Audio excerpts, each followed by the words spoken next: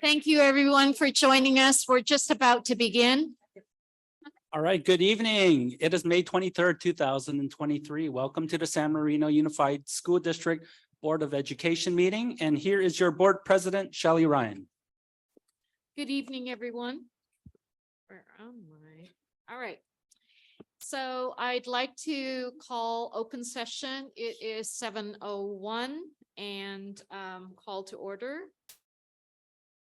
I'm going to do the Pledge of Allegiance. Yes, thank you, President Ryan. Tonight, we have the pleasure of inviting Ms. Angela Wang, an exceptional long-standing member of the Huntington Middle School math team, to lead the Board of Education in the flag salute. So we'd like to invite Angela now to the podium.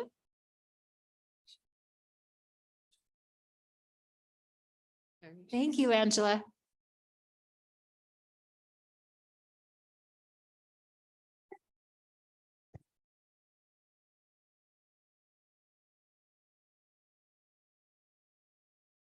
Whenever you're ready.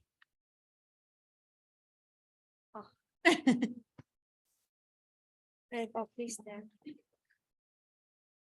I pledge allegiance to the flag of the United States of America and to the republic for which it stands, one nation, under God, indivisible, with liberty and justice for all.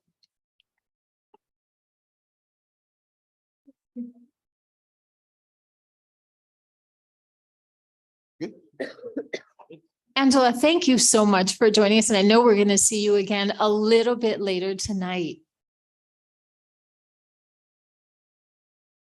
All right, next, may I have an approval of the agenda? I move to approve the agenda. A second. Thank you, Mrs. Chan. Thank you, Mr. Chang. And with that, I'd like to do roll call. Mrs. Lamb? Aye. Mrs. Gill? Aye. Mrs. Chan? Aye. Mr. Chang? Aye. Mrs. Ryan? Aye. Student board member Trin is not here this evening, right? Is she here? No. All right. And so the agenda has been approved. Approval of the minutes. I move to approve the minutes. A second.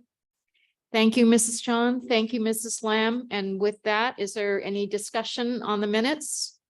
All right, Mrs. Lamb? Aye. Mrs. Gill? Thank you. Mrs. Chan? Aye. Mr. Chang? Aye. Mrs. Ryan? Aye. And so the minutes have been approved as read. San Marino Unified School District. We would like to shine a spotlight on our San Marino High School boys baseball recognition, and who has the honor for that?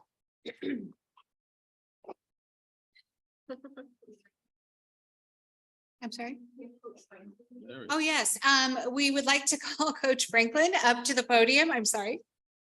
Yes, to talk about our wonderful San Marino High School varsity baseball team.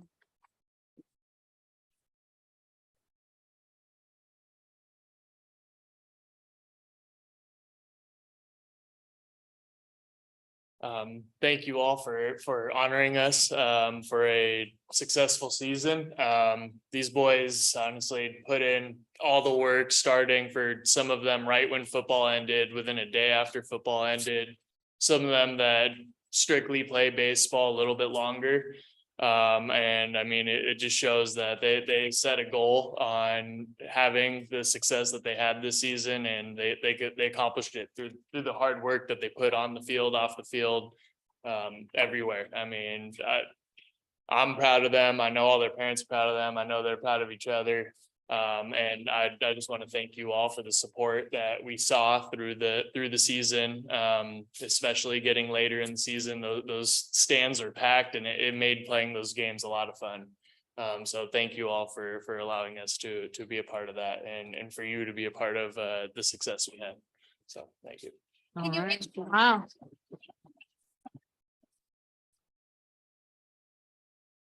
Coach, would you be kind enough to introduce the players? to Of us? course. All Thank right, you. let's see. I'll just go from going this way a little bit. We have our ace, our top pitcher, Michael LaCory.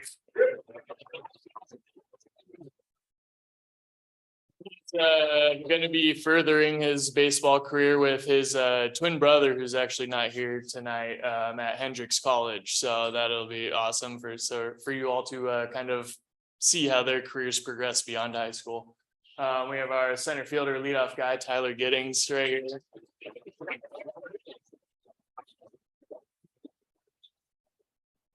One of our outfielders, Mikey Asayan. Christian Madrigal, another senior. We have our two sophomores right here, Tomas Bovado, who stepped up on the mound for us, and JJ Wilson.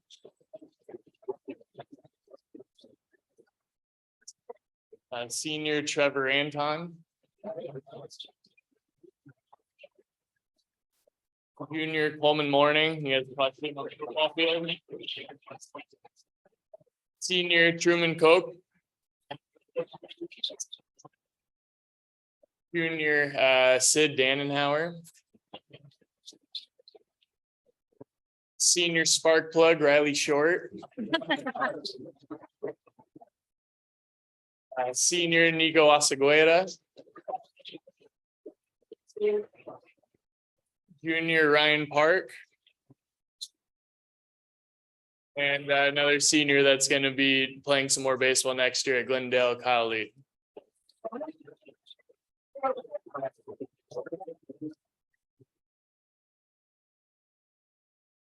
Coach, thank you so much for that wonderful introduction. If we The can whole have all the board players come up. And you also have an assistant coach here, right? Would you- Yes, and how do I forget Wes? We got big Wesley Frias, who's a huge asset to me as an assistant. Let's get the high school principal in here on the board. Are you gonna join us all the time?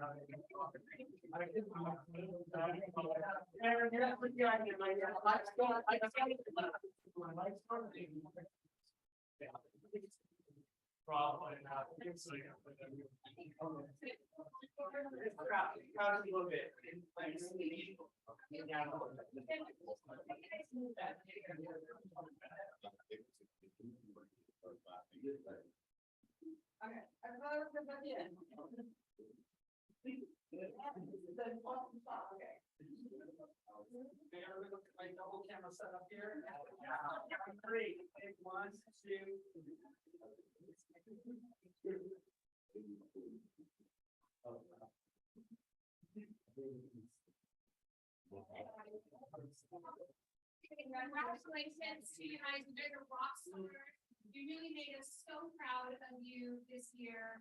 I mean, you have taken this team further than it has gone in countless years. And so under your leadership, coach, and as your assistant coach, yes, thank you so much for all the work that you've done.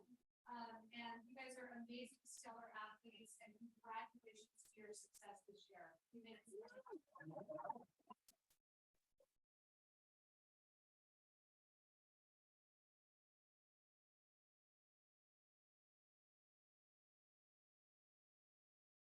Have a wonderful evening. Thank you. Thank you. Congratulations. It's always nice to finish your high school career on a huge win like that. For sure.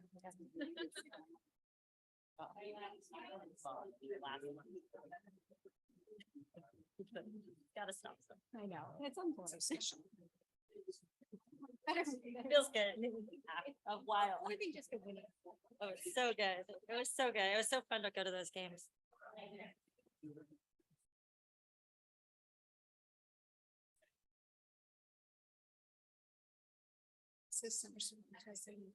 Principal to Pauline. Okay. So, wow. Those are so cute. They are really good. Can I get one of those? There's always a moment of panic when they go, who has the chair covers? 7B, at this time, the Board of Education would like to recognize Miss Angela Wang from the HMS Math team. I'd like to turn it over to Math Advisor Summer Cervantes.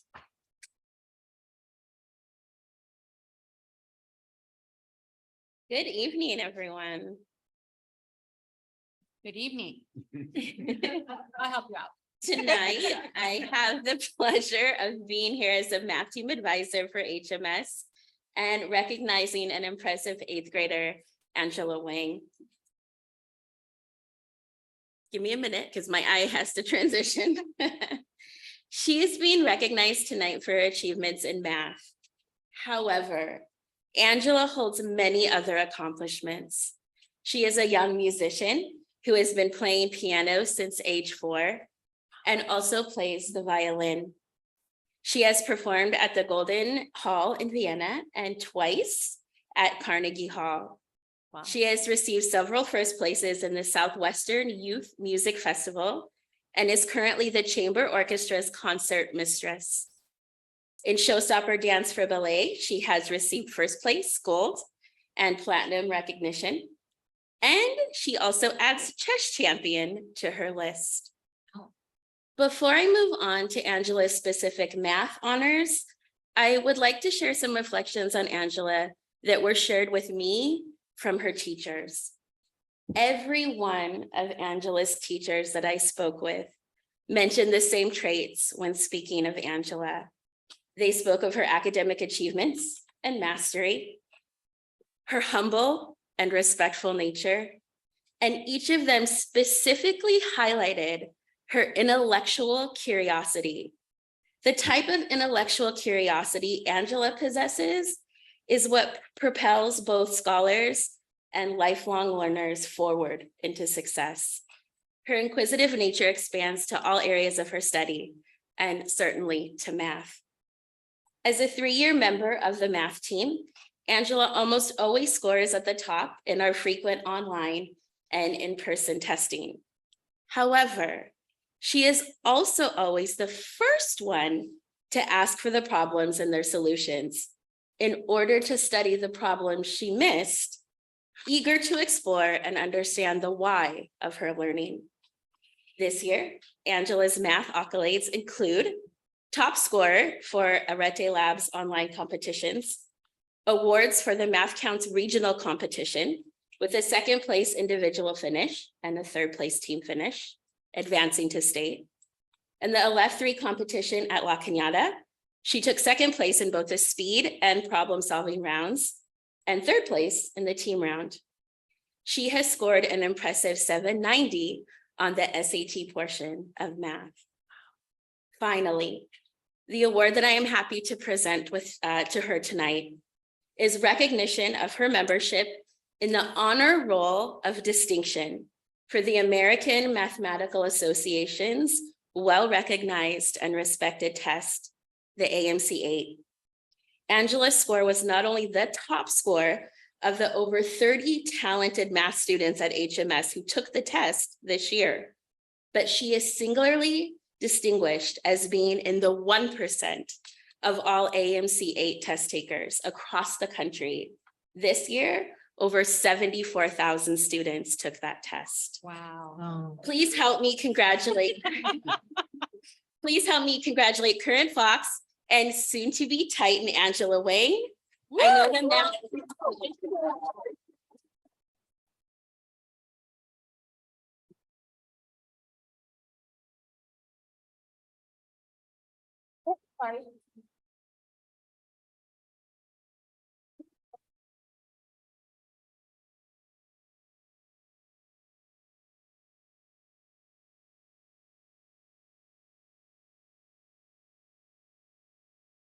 Are we doing a photo? Oh, there? Summer, you want to go in the front for that? And then Angela, we are going to provide you with a certificate of recognition because we are just so proud of all of your accomplishments. Not only are you an accomplished musician, but you are a mathematician as well. You have made your principal, the superintendent, and our Board of Education very, very proud of all of your accomplishments. And thank you for putting Huntington Middle School on the map yet again. Yeah.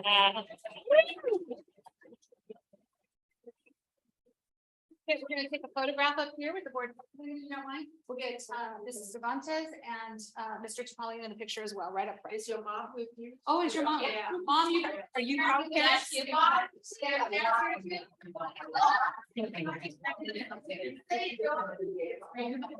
We'll have somebody else take your. Thank you. There we go.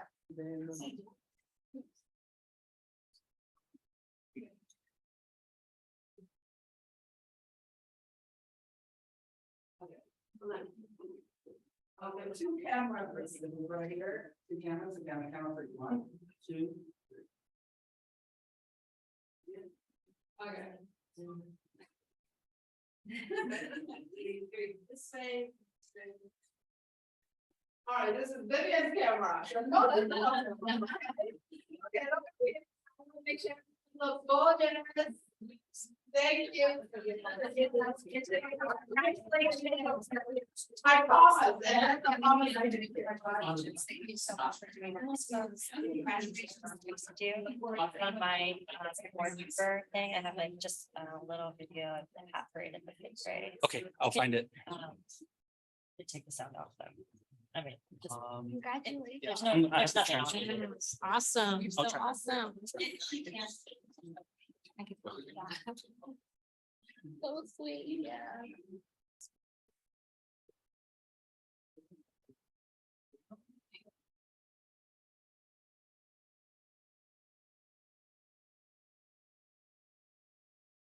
Daryl's going to be talking about this for another year. As he should. Yeah.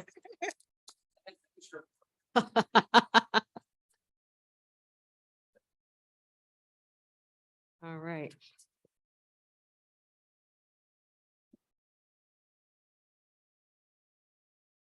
Public comment. The Board of Education has adopted Board Policy 9323B to ensure the public's right to be heard in any matters pertaining to the San Marino Unified School District. Persons who wish to provide public comment will have 3 options to submit public comments. First, you may submit through an online form, and that ended today at 3:30, and we did not have any submissions. Requests to speak during the meeting via Zoom or requests to speak during the meeting in person via the public comment card. We do have a couple of cards.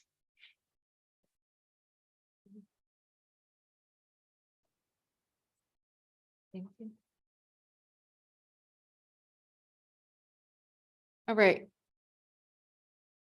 The Board of Education is very interested in the ideas and opinions of the San Marino community and wishes to give you an opportunity for input before discussing an issue or taking action. If you wish to address the board about an item on the agenda or a topic not on the agenda, please complete this card.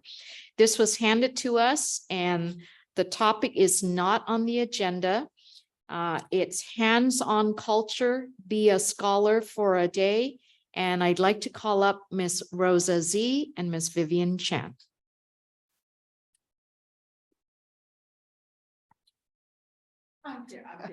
Oh, I just want to say very few briefly that have been here many times, but for some new boards, I think at this night we needed to just come back and to review what we have been doing. About 12 years ago, when Chinese Garden was built in our neighborhood, and then Vivian and I, and then few other people that we formed the Verdemis Scholar Society along with Chinese Floral Arts Foundations. And the purpose of doing one of the education program is we do hands-on culture, be a scholar for a day for the 4th grader students in our community. So we have 2 schools. So each year we kind of give a hands-on culture, be a scholar for a day. So our duty is 50 minutes. Ask the students, are you a scholar? The kids say, no. I said, why not? And they give me all the reason why not. Then by 50 minutes later, they are young scholars. So I think we are very proud of it. And then 10 years, we have been actually, it's 12 years when we did about 8 years, and then pandemic started. So we quit for 2 years. But last year when we met, the fourth grader teacher in Harvard, they said, could you come back? And I said, are you guys ready for the strangers coming in? Because pandemic is not quite done yet. They said, yes, yes. And especially Dr. Lin is sitting here. He was principal at that time. So we went back last year, and guess what? My first grandchild missed the pandemic. My second grandson had our things last year, and my third grandson did it this year, and I have one more to go. So, but anyway, when I came home, when the second child came home and say, that was amazing, you made everybody write Chinese words. That was the comment he got, and I think I just let you share some of the things that I never thought when we started 10 years ago that my grandchildren will be benefit. Vivian is going to fill in the rest of it. And I just want to pass on the last year and this year, the teachers' comments. Thank you. Okay. First of all, it's nice to be here along with all my young PTA mom. I hate to use that word, but it's really bring back so much memory to look at the back of that seats cover. And I was lucky to be on a couple of them. And it is really, PTA is a lifer. You never really get exits. Look at me. I don't even have grandchildren. So I'm so envy that Rosa can really teach the grandchildren. I am grandchildren in the making. So I hope my 4 children eventually call up and crown me the grandma title. But what exciting is last year, we actually have volunteer from this table right here, the administrator, which is Dr. Tora and Dr. Nina Ritter, to be our little helper in the classroom. And also a very VIP, which is just the former president of the Tournament of Roses, Dr. Miller. And he was enthralled with the whole process. He said, Vivian, you have to make it happen for everybody. I said, what? I only wanted to do our little thing here. But in much of the senses, diversity teaching is hard. But what we are providing is a different way of letting the kids to experience what is long time ago and the impact of modern days. Whatever old is new, it comes in a cycle. So hands-on culture is really for everyone. So our expectation is to work with the administration, which they already nodded last year. We were just so busy. We didn't get to do it, but this is the year we want to make it happen, right, girls? So what we want to do is we have the curriculum written in a Golden Day Standard 7 years ago. So it wasn't something we cooked up. What we need is to digitalize the entire process. So every single people who wanted to have that experience of a scholar, ancient scholar that they were. And that is what we're trying to do. And we are volunteer. We fund every single dollar when we go into the classroom. It doesn't cost this district a dime. Okay, so that is how special the San Marino Unified School District is. So thank you and become our volunteer. We need a lot more parents. So when you graduate with all your kids being empty nester, that is the PT affiliates. I'll plug in there, which we're doing a light up dinner in a couple of days. Come join us. You will always find some friends. All right, my report. Thank you.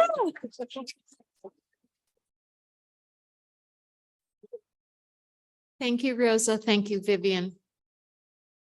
Next, a topic that is on the agenda. This is a public, not on the agenda. And this is Mr. Bill Payne. Come on up, Bill.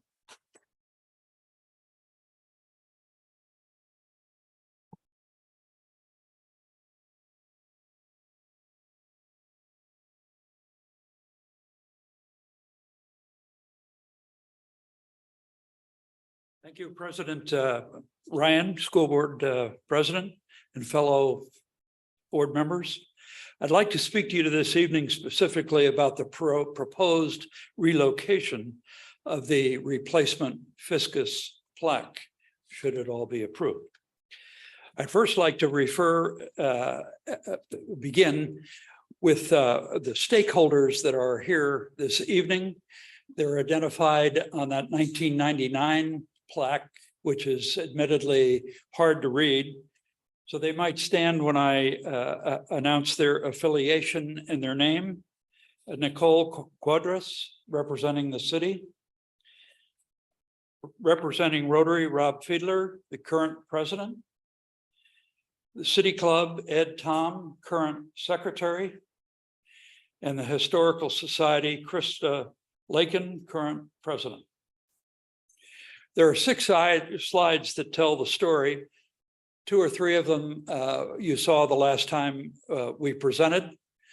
The first one is the existing plaque, which is unreadable. The second that is on the board now is the monument stone. These are a little out of sequence. Can you move back one?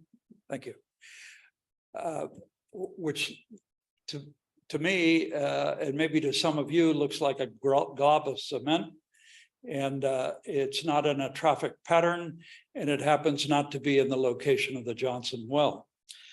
Number 3, there are 2 boulders like this in the Titan Wellness Garden.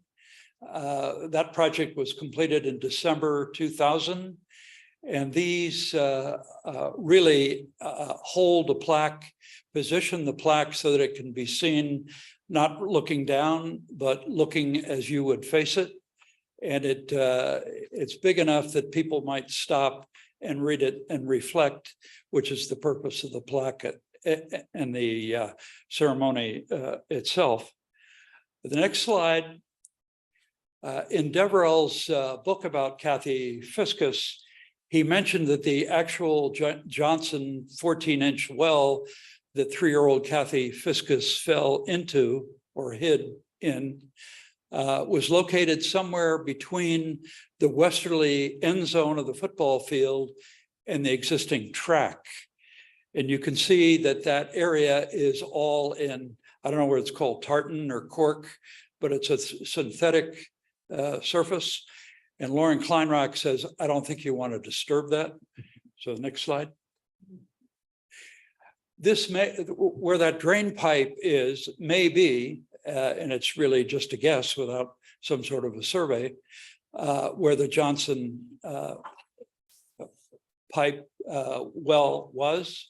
And you can see the scoreboard immediately behind it. And the last slide actually is in asphalt. And there are 2 colors of asphalt. I'm not sure why there are 2. It may be that something was placed where it is darker and the asphalt appears maybe to be newer. And so we are suggesting that the new Fiscus plaque on a boulder and on a slab be placed where the Johnson or close to where the Johnson well was.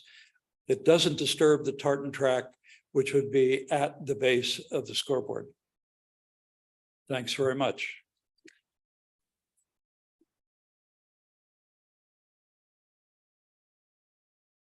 Thank you, Bill, for that presentation.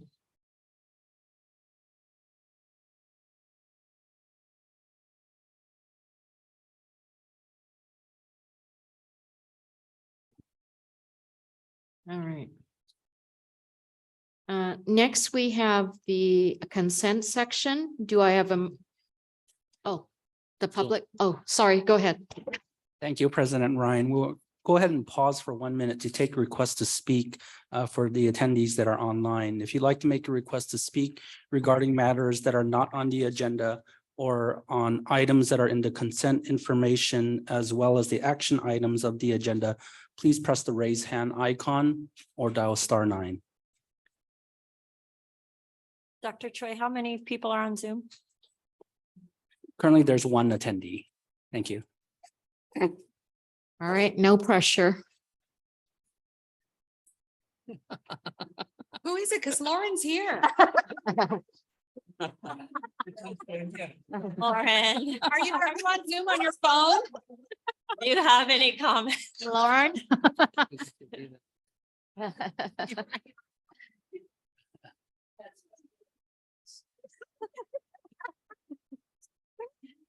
Lauren's our most loyal Zoomer, yes. Now that she's here, we're wondering who's Maybe it's her husband. There are no requests, President Ryan. all right. All right, thank you so much. So now, may I have a motion to approve the consent section of A to I? I move to approve for the consent section from 9A to Aye. I. I'll second. All right, thank you, Mr. Chang. Thank you, Mrs. Gill. And with that, I'd like to do roll call. Mrs. Lamb? Aye. Mrs. Gill? Aye. Mrs. Chan? Aye. Mr. Chang? I. Mrs. Ryan? Aye. And the motion has passed. Next, we have the communication section. 11A, communication from the Board of Education. We ask that each board member take no more than 1, 2, perhaps 3 minutes to share their communication.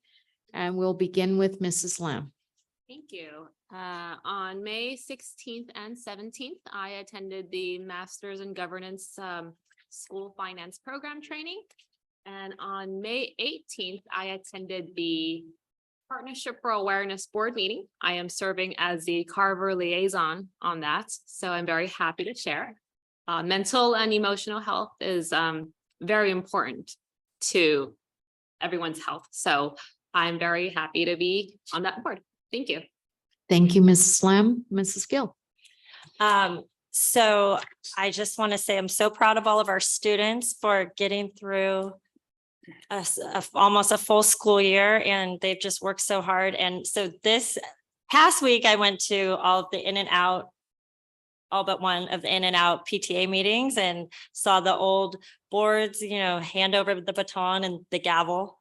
Really, that doesn't get used very much, but it was just so great. I mean, it's such camaraderie in this district and so many hands on deck to make this magic is not, it's a lot of work. So yesterday at Valentine was the 5th grade hat parade, which is one of their longstanding traditions. So I just wanted to share this picture. So that's my son, James. And then they're just so cute and so creative. But I look forward to, here they are.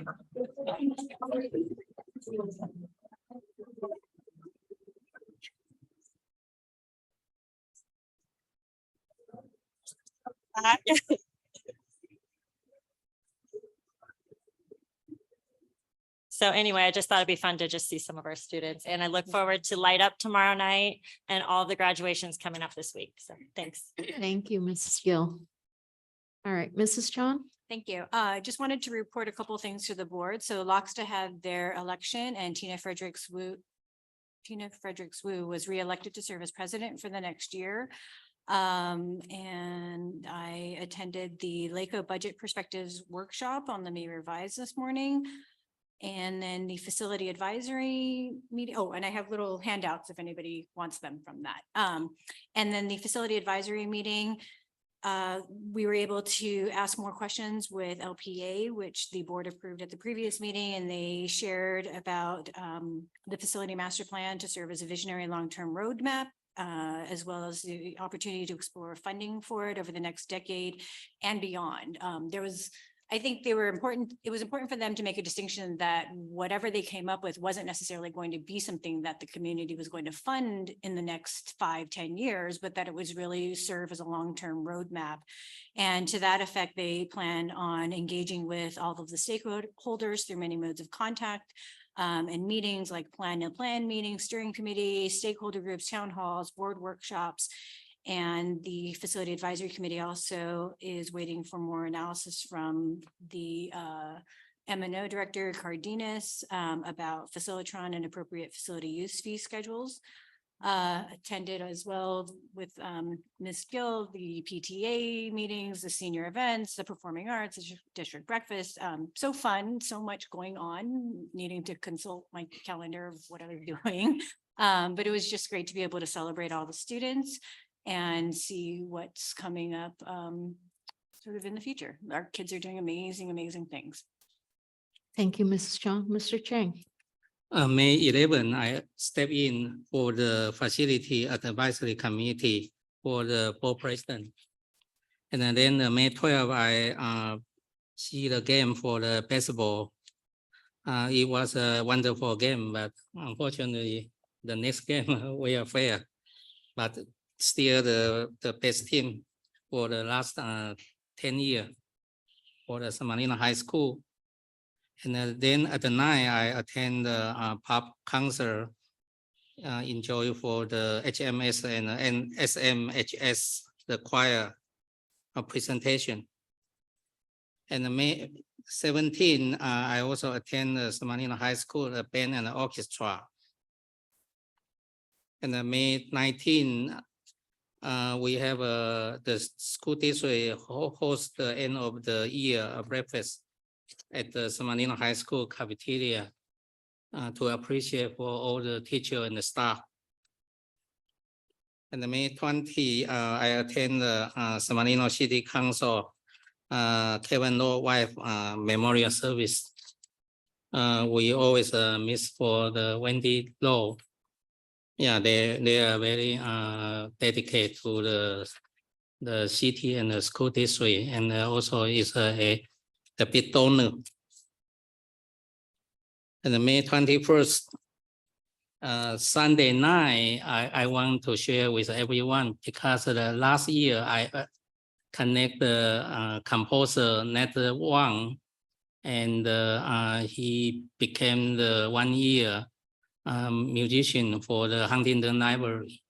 So then he recruited several musicians, still a musician from through the Mr. Forson. So Sunday night, there's a freshman student, and the name is Rachel Rose. And he's doing a wonderful job. He's doing the percussion. I think he's probably the youngest, the performer at the 9. I think that this is the good way for the Huntington Library, even the composer Nathan Wang continue to promote our student musician. And then yesterday I got a permission, so I accompany with our CTO Stephen Choi. I observe for our security the project. So that give me as a board member, I think it's very important.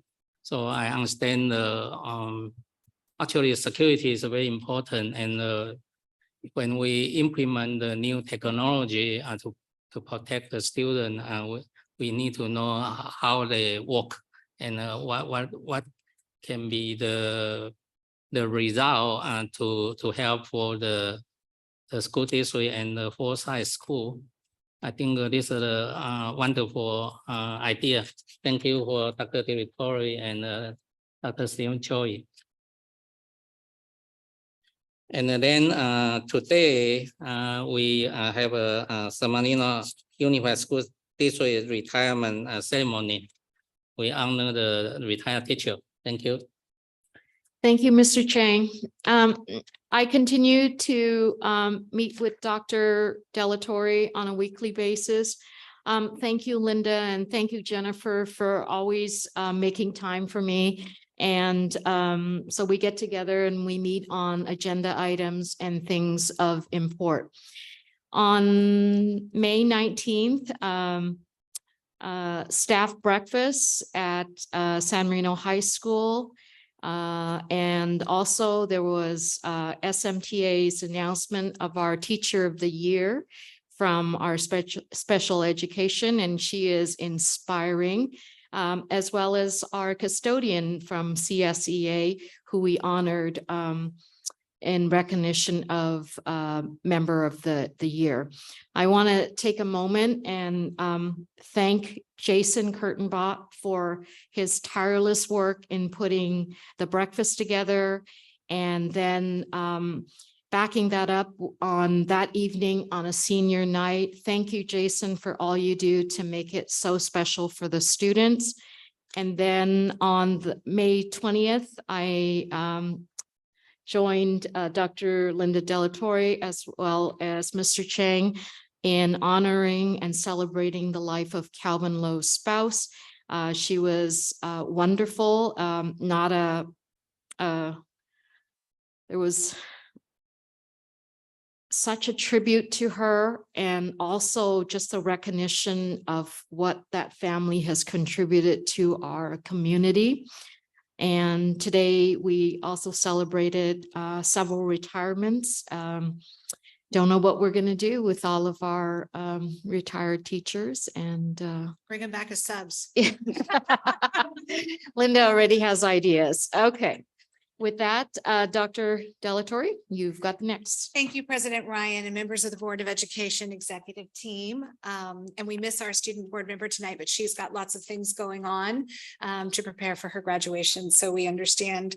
I'm really excited this time of year. I'm very excited this week. I'm looking forward to the Carver promotion tomorrow morning at 8:45 a.m. And we also have a grad night light up event tomorrow. You've heard everybody talking about that at 7 p.m. So I'm super excited to see all of that work that goes into grad night just be lit up and on display for everyone to see, except for the seniors. And then on the 25th, of course, looking forward to Valentine promotion at 9 a.m.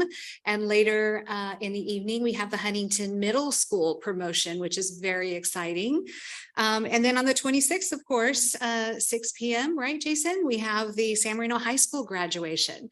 So this week is kind of a celebration and the culmination of all the hard work that goes into, getting our kids to where they need to be, and to see the smiles on the students' faces at all grade levels, just looking forward to the summer and getting some time to relax and enjoy themselves and really have a good time is just satisfying. And we've had such a wonderful year, and I'm so grateful for all the parent volunteers and everything that our PTAs have done to support every school is just incredible. And the Board of Education, just showing up and being there at all of these events and really pouring their heart and soul into the work that we do and supporting the work that we do is incredibly important to our success. And the executive team has worked tirelessly this year just to make sure that everything is running smoothly.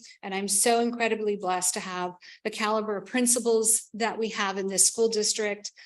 We are just an incredible team, always working together and looking out for what we feel is the most important thing in our work, and that is every single student on our campuses. So thank you, Shelley Ryan, Board President, Joseph Chang, Vice President, Jane Chan, Clerk, and our wonderful board members, Joanna and Francesca, for the work that you do. You don't always get thanked. You don't always get the recognition and appreciation that you so justly deserve. You're not getting paid for doing what you do. And you're really instrumental and incredible in the work that you do. Thank What? you. We're not getting paid? Don't tell the others. All right. So thank you. Thank you. Thank you for your work. All right. 11 information items. At this time, I would like to turn it over to the PTA, PTSA presidents for a report on donated funds and volunteer hours, as well as the changing of the guard for the 2023-24 officers.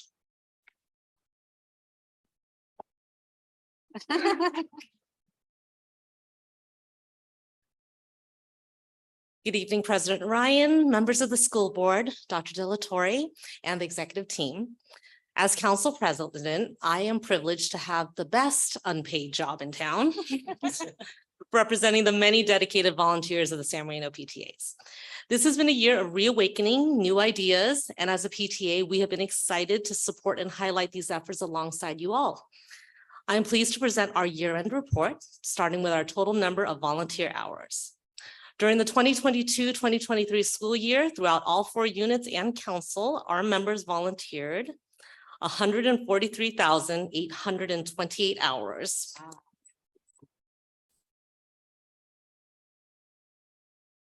I asked Catherine Oliveros to help me with this, but with California prevailing wage, this is the equivalent of over $5 million in labor working to benefit our students. Wow. I'd like to highlight some of our district-wide PTA events this year.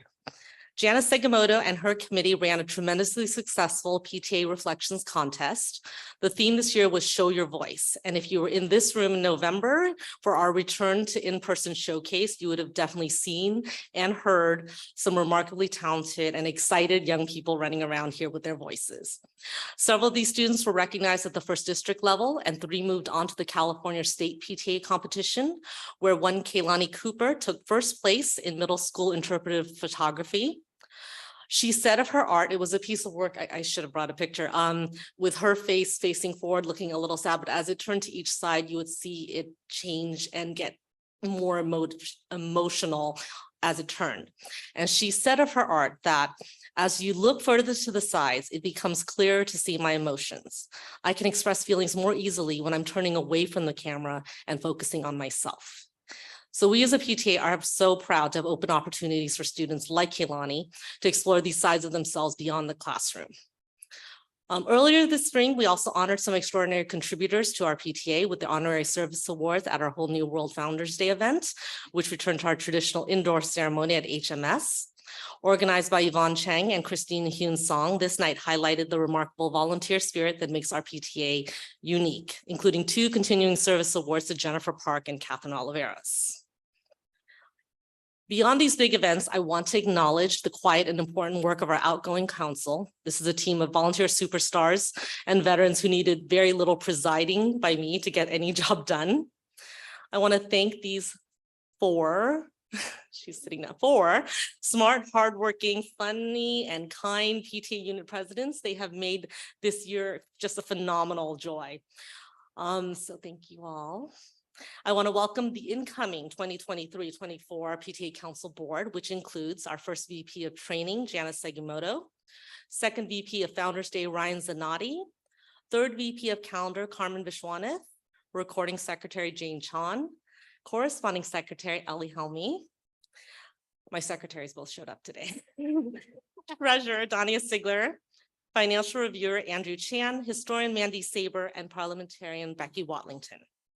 I look forward to working with this new group, our incoming site presidents, and everyone here to continue the exciting progress we have made as a district this year. I want to thank the school board, Dr. Delatorre, and her cabinet, our 4 awesome principals, 2 assistant principals, and all the wonderful teachers and staff we have here in San Marino. The community partnership we have is really, truly one of a kind. Finally, as a mom of a graduating senior, I have watched firsthand what San Marino schools are capable of. And as council president, I look forward to building on those traditions and exploring new ones for generations of students to come.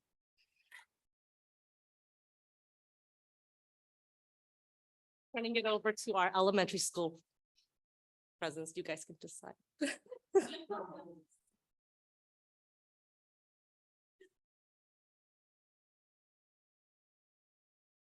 Hello, everyone. I'm Erin Clarity. I'm the PTA president for Valentine Elementary. Okay, so our sweet little Valentine had a wonderful year. I had the honor of leading this Viking ship forward for a second year as PTA president. And with the help of our stellar executive board and the many, many event chairs, Valentine remains a force. We opened the 22-23 year with our first day of school activities, Popsicle Social, Welcome Wagon, the new family and grade level orientations. In October, we threw an epic fall fair, which was Night at the Museum themed, and we raised close to $70,000. November and December brought our book fair and readathon fundraisers, sprinkled with our Veterans Day assembly and our winter music program. These events help bring our wonderful Valentine community together. After the New Year, Valentine's celebrated an amazing Lunar New Year festival equipped with the dragon dance, Chinese crafts, martial arts, staff luncheons, Chinese folklore, and the traditional fashion show. In March, our Valentine community of parents gathered for a gorgeous and amazing night at the museum at the Natural History Museum downtown, which rose right around $150,000. Us parents had so much fun, the staff literally had to kick us out at night. Toward the back end of the year, we had our patriotic themed spring music concert orchestrated by our PTA funded music program Encore, plus the engineering fair, the staff appreciation week, jogathon, and the May Day celebration, which we get to celebrate and recognize our wonderful volunteers with the Heart of Gold Awards. With that said, the volunteerism this year at Valentine was stunning. With over 37,000 all hours logged for the love of learning, we are able to support our many schools' activities, classroom assistance, and fundraisers. And this generosity does not stop there. This year, Valentine's PTA is allocating $110,000 to fund our enrichment programs, which include art classes from the Armory and music classes, plus the 5th grade band and orchestra program from Encore Music.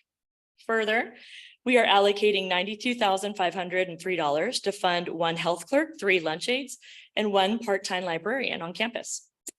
In addition, we are allocating $16,816 to several technological needs for Valentine, including new classroom printers, replacement Chromebooks, and a portable sound system. Similarly, we are proud to be allocating $40,420 for 3 sessions of STEM classes for all of our 27 homerooms, presented by Professor Egghead, with the intent to potentially add more next year.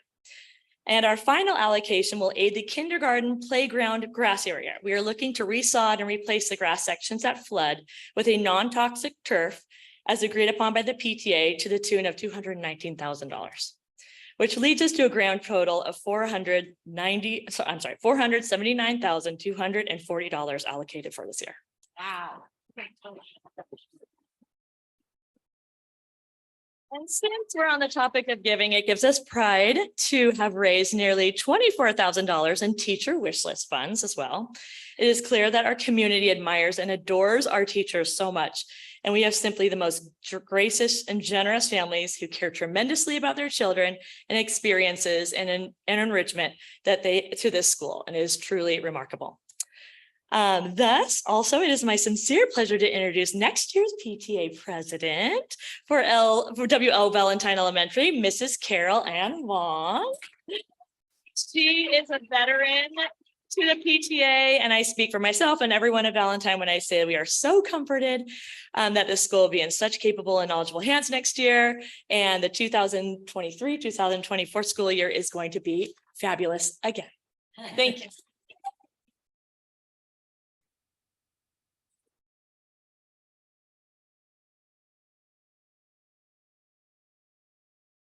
Hi, everyone. I'm Micah O'Mara, and I was Carver PTA president this year.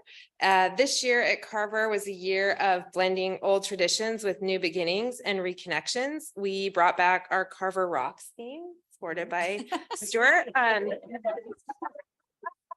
With a new twist and a new logo, and we welcomed our new principal, Mr. Stuart Caldwell. We excitedly fell back into what felt normal and hit the ground running. We moved our parent party to October to give us some space between our parent party and our carnival, finally, both traditionally held in the spring.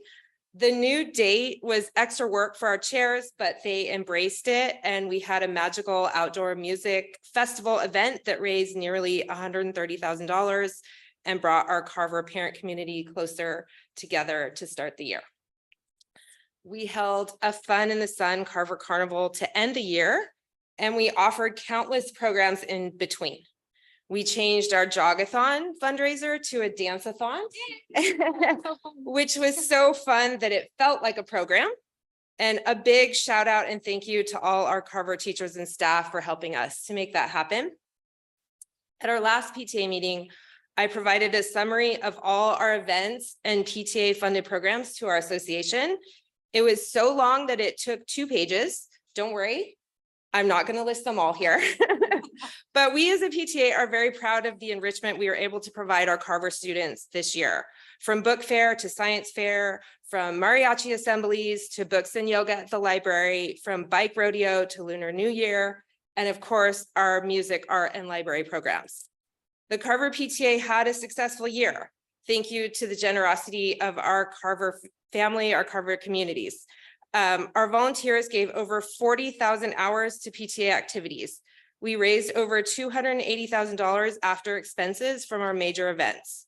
We were excited to be able to allocate for positions to fund our librarians, health and safety aides, as well as for art and music programs for next year, a new projector for Carver Auditorium, which is going to be big time, and a 3D printer.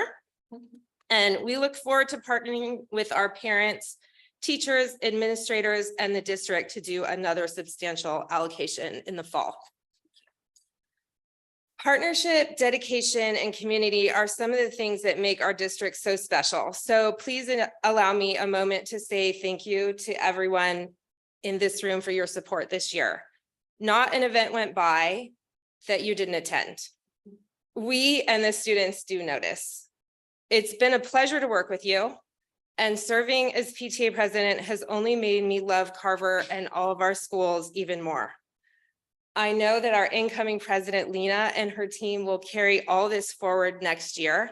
You're in great hands. So thank you again, and everyone have a rockin' summer.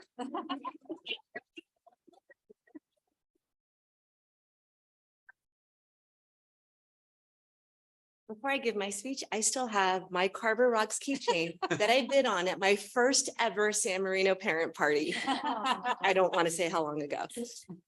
Hello, everyone. I'm Jennifer Kang. I am the PTA president at Huntington Middle School. In the last couple of years, we used the phrase new normal quite a bit, but this last year at Huntington Middle School, it wasn't just a new normal. We actually brought normal back to our kids and our families. We started the year off fighting off Disney villains with over 1,200 community guests who gathered on the HMS campus to enjoy the decades-old tradition of pancakes flipped by our parents, our police officers, and our community members. We were finally able to send all of our kids away to camp to outdoor education trips in Cuyamaca, Catalina, and Pali. Our 6th grade Foxes got shoved back into the cafeteria for 3 incredibly fun 6th grade dances. And our HMS parents also got to party, and while also getting sent to detention at our Breakfast Club event back in February. In spring, we continued a new tradition, Fox Games, where 200 students participated in amazing challenges and obstacles.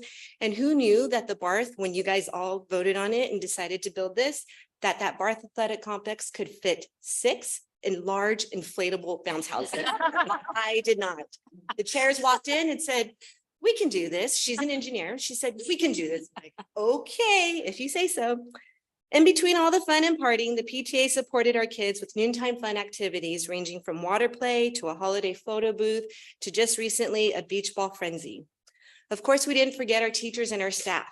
Instead of focusing on just one incredible week of events in May, which we still delivered on, Mr. T asked if we could do things throughout the year.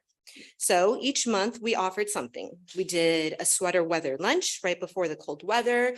We provided dinner at back to school night. We had pies on Pie Day. And of course, the new favorite across all, I think all SMUSD staff, the coffee cart, which we will probably bring back next year. All the while, our executive board and PTA volunteers did the quiet work of processing teacher wish lists, securing food for campus events, volunteering at COVID testing, hearing and vision screenings, and whenever a PTA volunteer was needed, a PTA volunteer was there. This year, however, is not over. On Thursday, we do celebrate the achievements of our 8th grade students who started the middle school career in the middle of a pandemic. I might cry because I have one of them. And I'm looking at Fran, who's been with me since the beginning.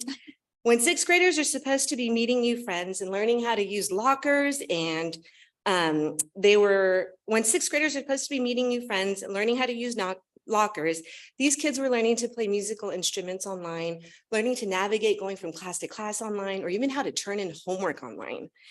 And it's to the credit of HMS teachers, staff, and community that our kids in the last year alone, this crop of 8th graders have won and placed in robotics competitions, have led the science team to place 8th in state, won a National PTA Award of Excellence, as Jackie had mentioned, received Forum Gold Awards in Advanced Orchestra, Band, and Choir, and helped lead their varsity teams to bring home multiple league championships. I actually stopped counting because I was going through the Instagram page and I lost track.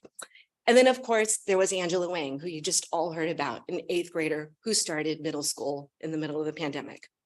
I can't wait to see what these kids do in high school, and I can't wait to send them off with the huge party this Thursday. All in all, our PTA volunteers donated more than 9,200 hours of service, and we allocated $75,000 to the school district to support programs and events at HMS. But it's the memories and the achievements, no matter how big or small, of our kids and volunteers that I'll remember. And I look forward to more next year with my number 2 this year, who really was, she was the answer to everything I needed. And our next PTA president, Lauren Chen, can't wait to see what next year. Thank you. Will she continue on Zoom? Yes.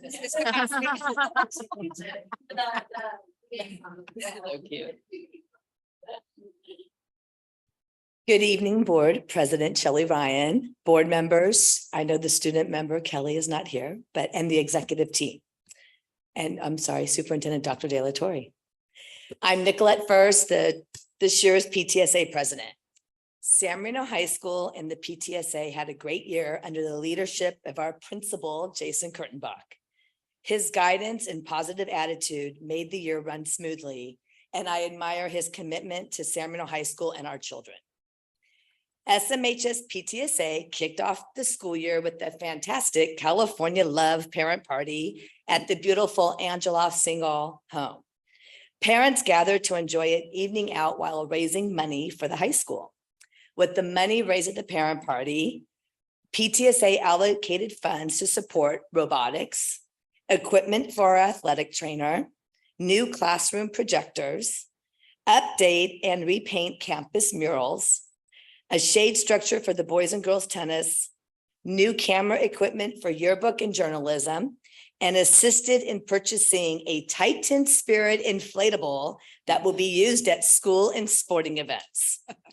In the spring, we held our Titan Golf Classic at the Alhambra Golf Course. Parents and community members got to enjoy a beautiful day and play a round of golf, and helped raise funds to purchase 4 large commercial fans for the 2 high school gyms, new library furniture, and allocated money towards refurbishing of our 4 class homecoming floats that had been weathered and were not of really great use this last year. So we're excited about that. We also allocated money to purchase, hopefully soon, 2 new passenger vans that will be used to transport students to and from school for athletics, FAPA, and academic classes. And due to the success of all our fundraisers, we allocated a total of $162,000 this past year. PTSA reported 56,000 volunteer hours at the high school. And that doesn't even include all of our, I was thinking athletics, VAPA, our TAB, VAPA clubs, robotics, and speech and debate, all those volunteer hours. So I am in awe of all the volunteers that gave so much of their time, talent, and resources to the PTSA this year, and are continuing to do so for the much anticipated Studio Ghibli Grad Night this Friday. I hope you will all join us tomorrow night to see what our parents, the old guard, and community members have created to give the class of 2023 a wonderful and memorable grad night. And also you get to hear what next year's theme is tomorrow night. SMHS parents and students are excited for next year with the new block schedule and Medical Arts Academy, along with continuing the PCC dual enrollment, CTEs, the offering of our many clubs, athletics, and VAPA programs, robotics, speech and debate, and so much more. SMHS is not only striving to be the best, it really is the best high school around. I would like to personally thank the PTSA Executive Board, committee chairs, our parent volunteers, faculty, staff, and our counselors for everything they are doing and everything they continue to do to achieve excellence at San Marino High School. I would also like to thank all these presidents and future PTA presidents for all your time and commitment. And I'm excited for your next year. And I want to thank all of you for your countless hours, your passion and dedication to make San Marino Unified School District the best place for our children. Thank you for all that you do.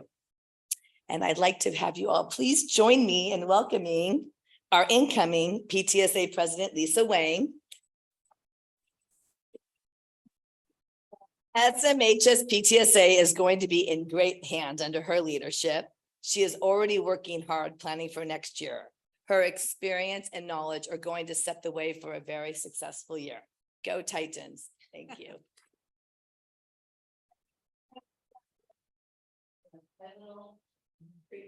You guys get a treat too. I'll grab a treat from the bag. And if there's actually you can pass it along. Thank you.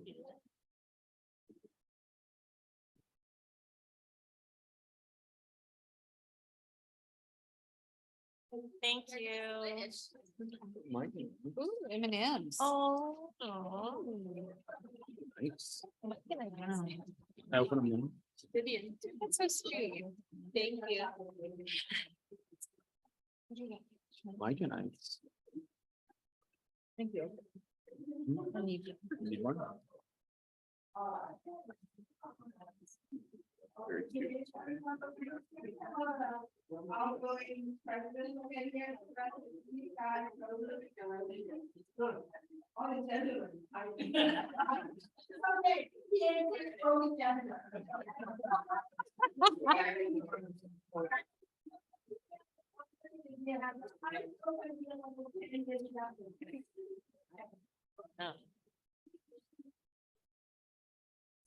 We'll do one photo.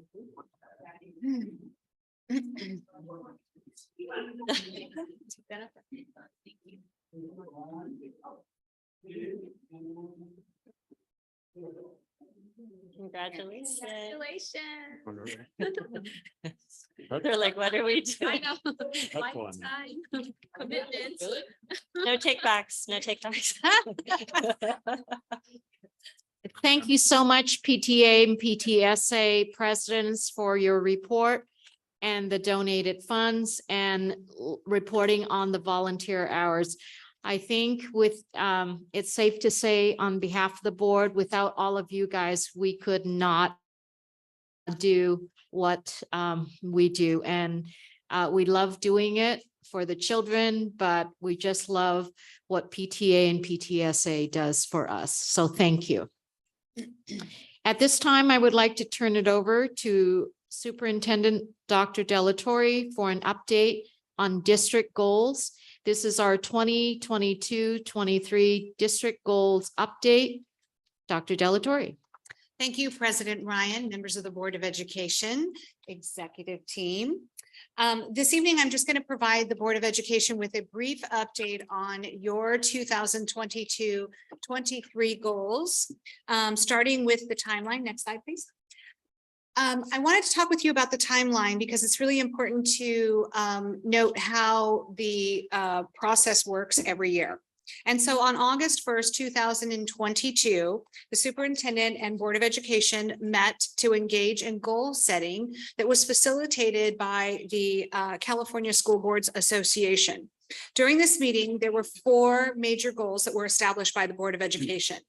On August 2nd, the superintendent and her executive team, along with the principals, assistant principals, and directors in the school district, we held an administrative learning summit at UCLA, wherein the team gathered to take the board's 4 broad-based goals and create their own wildly important goals. We call them WIGs. And then we developed an action plan that tied back to the board's 4 goals. We then presented those goals to the Board of Education on September 13th, 2022 in a regularly scheduled open session board meeting. At that time, we covered San Marino High School's action plan And we demonstrated to the Board of Education how the high school's action plan tied back and aligned with board goals. On October 11th, 2022, in a regularly scheduled open session meeting, the superintendent presented the 2022-23 action plan for Huntington Middle School and demonstrated how it was aligned with board goals. On October 25th, 2022, the superintendent presented the action plan for Carver Elementary School and demonstrated how it was aligned with board goals. On November 15th, 2022, the superintendent did the same thing with Valentine Elementary School's board goals and action plan. And then on tonight, 5/23, I am now talking with the board about how we have met the objectives, the goals and objectives of the school board through the action plan that was presented to the Board of Education over time. Next slide, please. So let's start with goal number 1. And the numbers are not in any order of importance. They're just to single them out and to distinguish them from the other goals. So goal number 1 was develop and implement fiscal health and sustainability. This is the goal that was carried over from the prior year. The importance of this goal cannot be overstated. It is extremely important that San Marino Unified School District continue to look at the fiscal health and sustainability of our school district. As the board is aware, 70% of our revenue comes from the state and approximately 30% comes from local revenue sources, such as 2 parcel taxes and the school's foundation annual campaign of $2 million. Without this local support, our school district would not be able to provide the same level of excellence in all of its programs that we currently do. In order for us to meet this goal, and I'm just going to go over some of the action steps, but you have before you the very detailed report that is color-coded that demonstrates all of the actions that each of our schools took to meet the goals. So you have all of the detail here in front of you. And I do have all 4 principals here this evening who stand ready to answer any questions that the board may have at the end. So we have facilitated the process of engaging a board authorized facilities advisory committee. This facilities advisory committee is looking at the feasibility of a potential future bond in the year of 2024. In the past, we have researched feasibility of facilities endowment, which we don't think is something that we can pursue at this time, but we did research that. We have steadily increased our reserves for fiscal solvency and stability over time. The board has been very thoughtful in that process. And we have committed and set aside funds for the COP payments in the future years on the Barth Athletics Complex.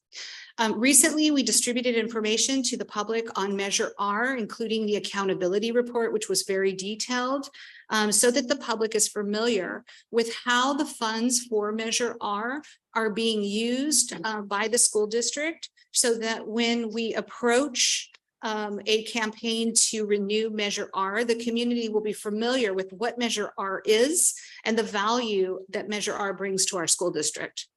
We also hired an architectural firm, LPA, to conduct a needs assessment and facilities master plan, which ties into the facilities advisory committee and their work. We have, as promised, transitioned use of facilities management to a company called Facilitron, and the FAC is currently evaluating the use of a facilities fee structure. Next slide. So goal number 2 is to create a culture of service. And the school sites have done a tremendous amount of work on this. Thank you. We have done an incredible job of elevating our presence on social media. As a matter of fact, we're now using an app called Social Pilot. That's what it's called, right? And so we can post and send a single post out to all of our social media platforms. Just with one single post. And it's really incredible that you can do it that quickly. All schools are posting and, really highlighting all the positive, wonderful things that are happening on their campuses. We have also, if you look back at our board agendas, at every single board meeting now, the board is recognizing the work of students You're highlighting and really presenting to the public how wonderful our students are.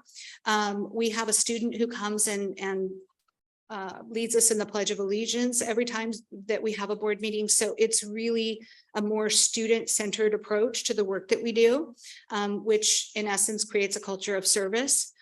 We are providing a more service-oriented platform and support to all of our parents. We are getting back to parents and anybody from the community who emails us or leaves a message for us to return their call. We're doing that within 72 hours. And in most cases, it's right away or within 24. But if we have to do some research, it would take us a maximum not to exceed 72 hours to get back to them. We've also worked very, very hard to create and build and sustain relationships with key officials in the city. I work very closely with the city manager in the past and am currently on a regular basis meeting with the interim city manager. I intend to meet with the incoming new city manager to build a relationship so that we can work together cooperatively. In addition to that, we have a wonderful partnership with our fire chief and our chief of police. Next slide. Goal number 3 is to demonstrate a culture of value and appreciation to SMUSD employees. Some of the action steps: we've conducted school site visits. We're in classrooms now.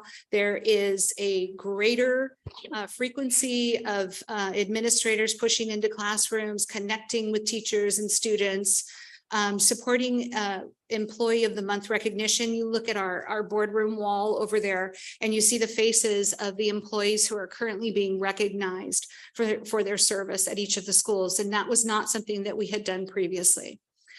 We are continuing to engage in good faith bargaining with CSEA and SMTA, really making sure that we have strong relationships with our union leadership.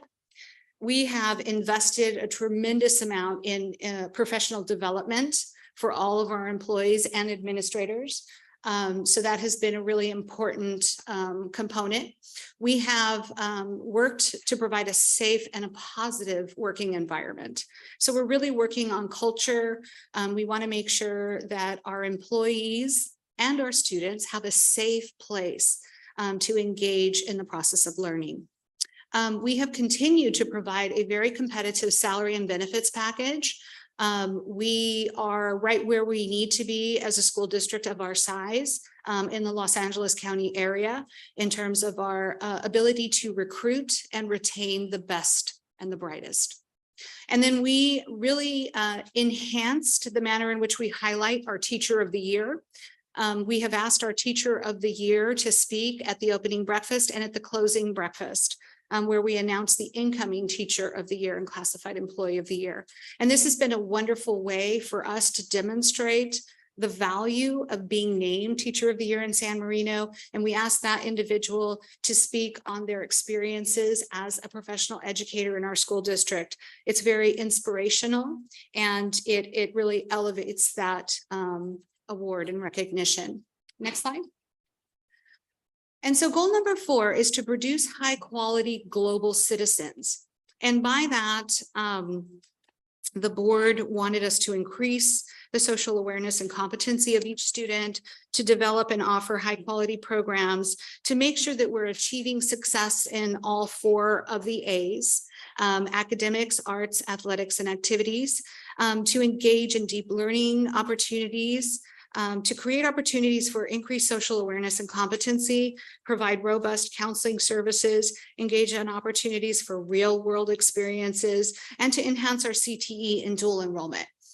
So we have, to that end, we've fostered an environment that supports diversity, equity, inclusion, and there should be a B at the end of that for belonging. We want every single one of our students to feel connected to their school, to feel a sense of belonging and acceptance.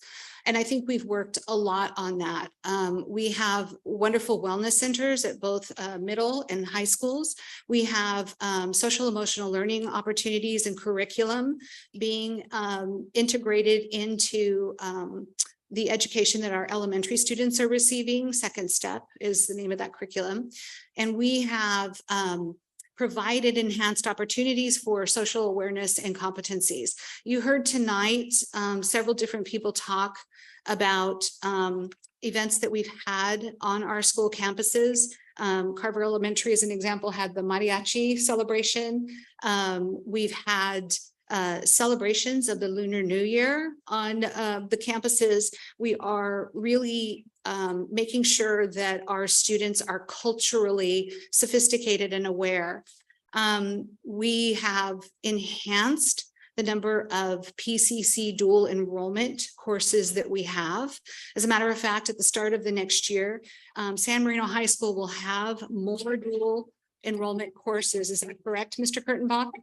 Than any of the neighboring school districts. Is that right? Which I think is very impressive for a high school our size. As you are aware, we are creating implementing the medical arts program for next year. And we believe that this is yet another opportunity to produce highly qualified global citizens. And then providing robust counseling services, I spoke to that earlier. We now have interns working under the supervision of Tonya El-Hendi at San Marino High School at both the middle school and the high school. And so this is really helping to support students as well. And that's just a brief overview again for the purposes of presentation this evening to the Board of Education on the many ways in which the school district has met the broad goals of the school board. And we look forward to meeting with the Board of Education on June 1st and 2nd to engage in goal setting for the 2023-24 school year. I would encourage you to take a look at this document. You're familiar with it. It's been sent to you before. It's been updated to reflect all of the activities and actions that have been completed to date, literally brought up to date as of today's date. So if you have any questions or concerns, I would be happy to answer them if they're more site specific. Again, we have all four principals sitting in the back who are very happy to answer any questions you may have. President Ryan? I'll open it up to the board. Okay, first of all, thank you for Dr. Territory and the cabinet. I think this year we are doing the good job. You know, in the beginning, without coverage, we were stabilized our school district on the whole school side, but actually we did a lot. Yeah, it come out a lot of idea, and we will implement the new curriculum. So I like to, besides the school district administrator, I like to also congratulate our whole school science principal. Thank you for your energy and your vision. And secondly, currently we have a four goal. Some maybe we should continue to carry like a goal A. You know, we know we have a big mission. Yeah, we have to do. Whether we want to have a bond issue or not, because that will really impact our physical ability. Yeah. Without that, we may eat up the maintenance cost. Yeah. So, but I think I think the superintendent probably already have some agenda in the June 1st and the 2nd. So I think the board is really curious to know which direction we will continue or we will add more. So that's my comment. You know what, and before you go on, I did forget one important thing. I think I was remiss in mentioning under global citizens, the fact that we have implemented for the upcoming school year dual language immersion at Carver Elementary School. And I think this is going to be a wonderful opportunity to further the board's desire and vision to have global citizens and to create an environment where our students can be multilingual and competent in bilingualism. And it's just so important in today's day and age where the world is becoming smaller through technology. So I did want to mention that, and I'm so sorry for not mentioning it earlier because that is another big program that I know Mr. Caldwell and Dr. Richter have worked tirelessly on all year to get started. So I'm really excited about that for next year. Anyone else? I actually, thank you for all of this. This is extremely helpful for us as we look to the past year, but I actually had more of a question, and I don't know if right now is the best time or to leave it at the end in terms of some of the information as we go into next week. Because next week we're sort of looking at this again and rethinking, as Mr. Chang said, which ones we're going to retain and carry over and which ones we're moving forward. And so I have more of a request. Sure. As we go into that work. I think what was really important about this past year was it was a time to rebuild and regroup and to and start new programs. So we have these really exciting new programs that we're doing, which were years and years and years in the making. Mr. Chang was so instrumental in bringing so much of that about. And Mrs. Ryan with her expertise in the school sites and all of that.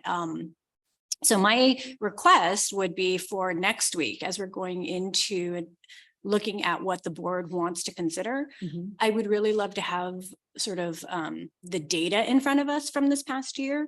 I think there was a lot of data that was presented at various points in time to us. There was the budget data, and I know that that's going to get revised over the next week and next month. And so we don't know what the budget will look like next month, but to have an idea of where our budget is, I think having that data will be so important for us so that we know exactly what we have to work with. The other part of it would be the student performance.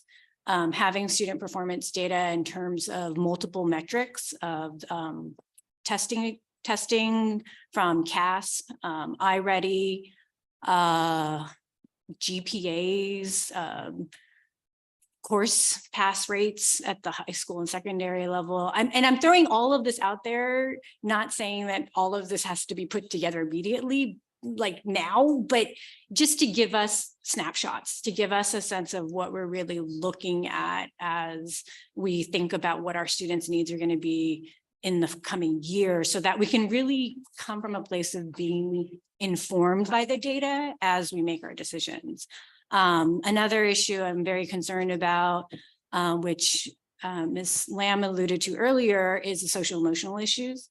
If we could get data, and I know we had that mental health. So a lot of this is sort of just pulling things so we can look at it holistically. Sure. Because I think one of the dangers for us as board members is we get really deep in the minutia. And so it might be helpful to be able to look at all these pieces in sort of one holistic view. And so mental health, disciplinary issues, what were, did we see suspensions? Did we see expulsions? Any of that information would be really helpful for us to be able to know where our students are at post-pandemic. And then our staffing.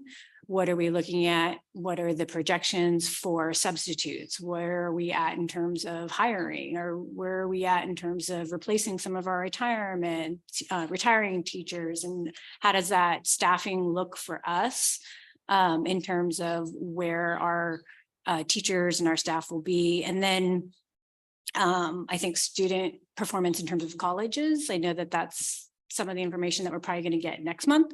So I don't know if that's going to be ready yet, but if we can have some ideas about our students, and then also where our students are matriculating, not just post high school, but even within our district. Are they staying in our schools? I think exit data regarding if any students are leaving our schools.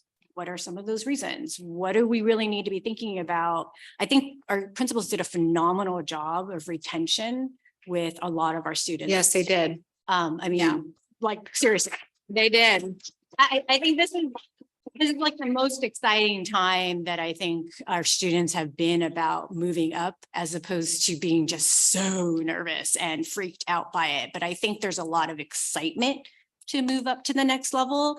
And so I would love to know if we didn't retain them, what was the reason? Where are they going? Is there anything we as a board can be thinking about to make sure all of our students are going to be successful here? As much as we want to be successful out there, we really want to be successful here, if at all possible. So I think for me, having data will be just really helpful. And I know that a lot of it has been bits and pieces over the year, but I think being able to look at that holistically would be helpful. So I'm not sure we're going to be able to put all of that together by next week, just so you know. I want to be realistic. I know, Yeah. exactly. So- So I'm not saying we're inventing anything. Right. She's hyperventilating over here. Right. So- And I'm not saying reinventing anything either. I think it's like I said, there's like pieces that are from Sure. different places. And so we do have data coming in the way of like how many people have been serviced through our wellness centers. That is coming up, I believe, in one of our June meetings. You're going to hear on the May revise, I believe tonight, right, Mike? May revise? Next time. Yeah, is the next item. So you're going to hear about that tonight, right? And remember, the board goals are supposed to be broad. They're not supposed to be in the weeds. They're not supposed to be, the work that the administrators are doing. And so I understand how some of this information can be very helpful for the board to have, but I just don't know if we're going to have all of those data points for you by June 1st.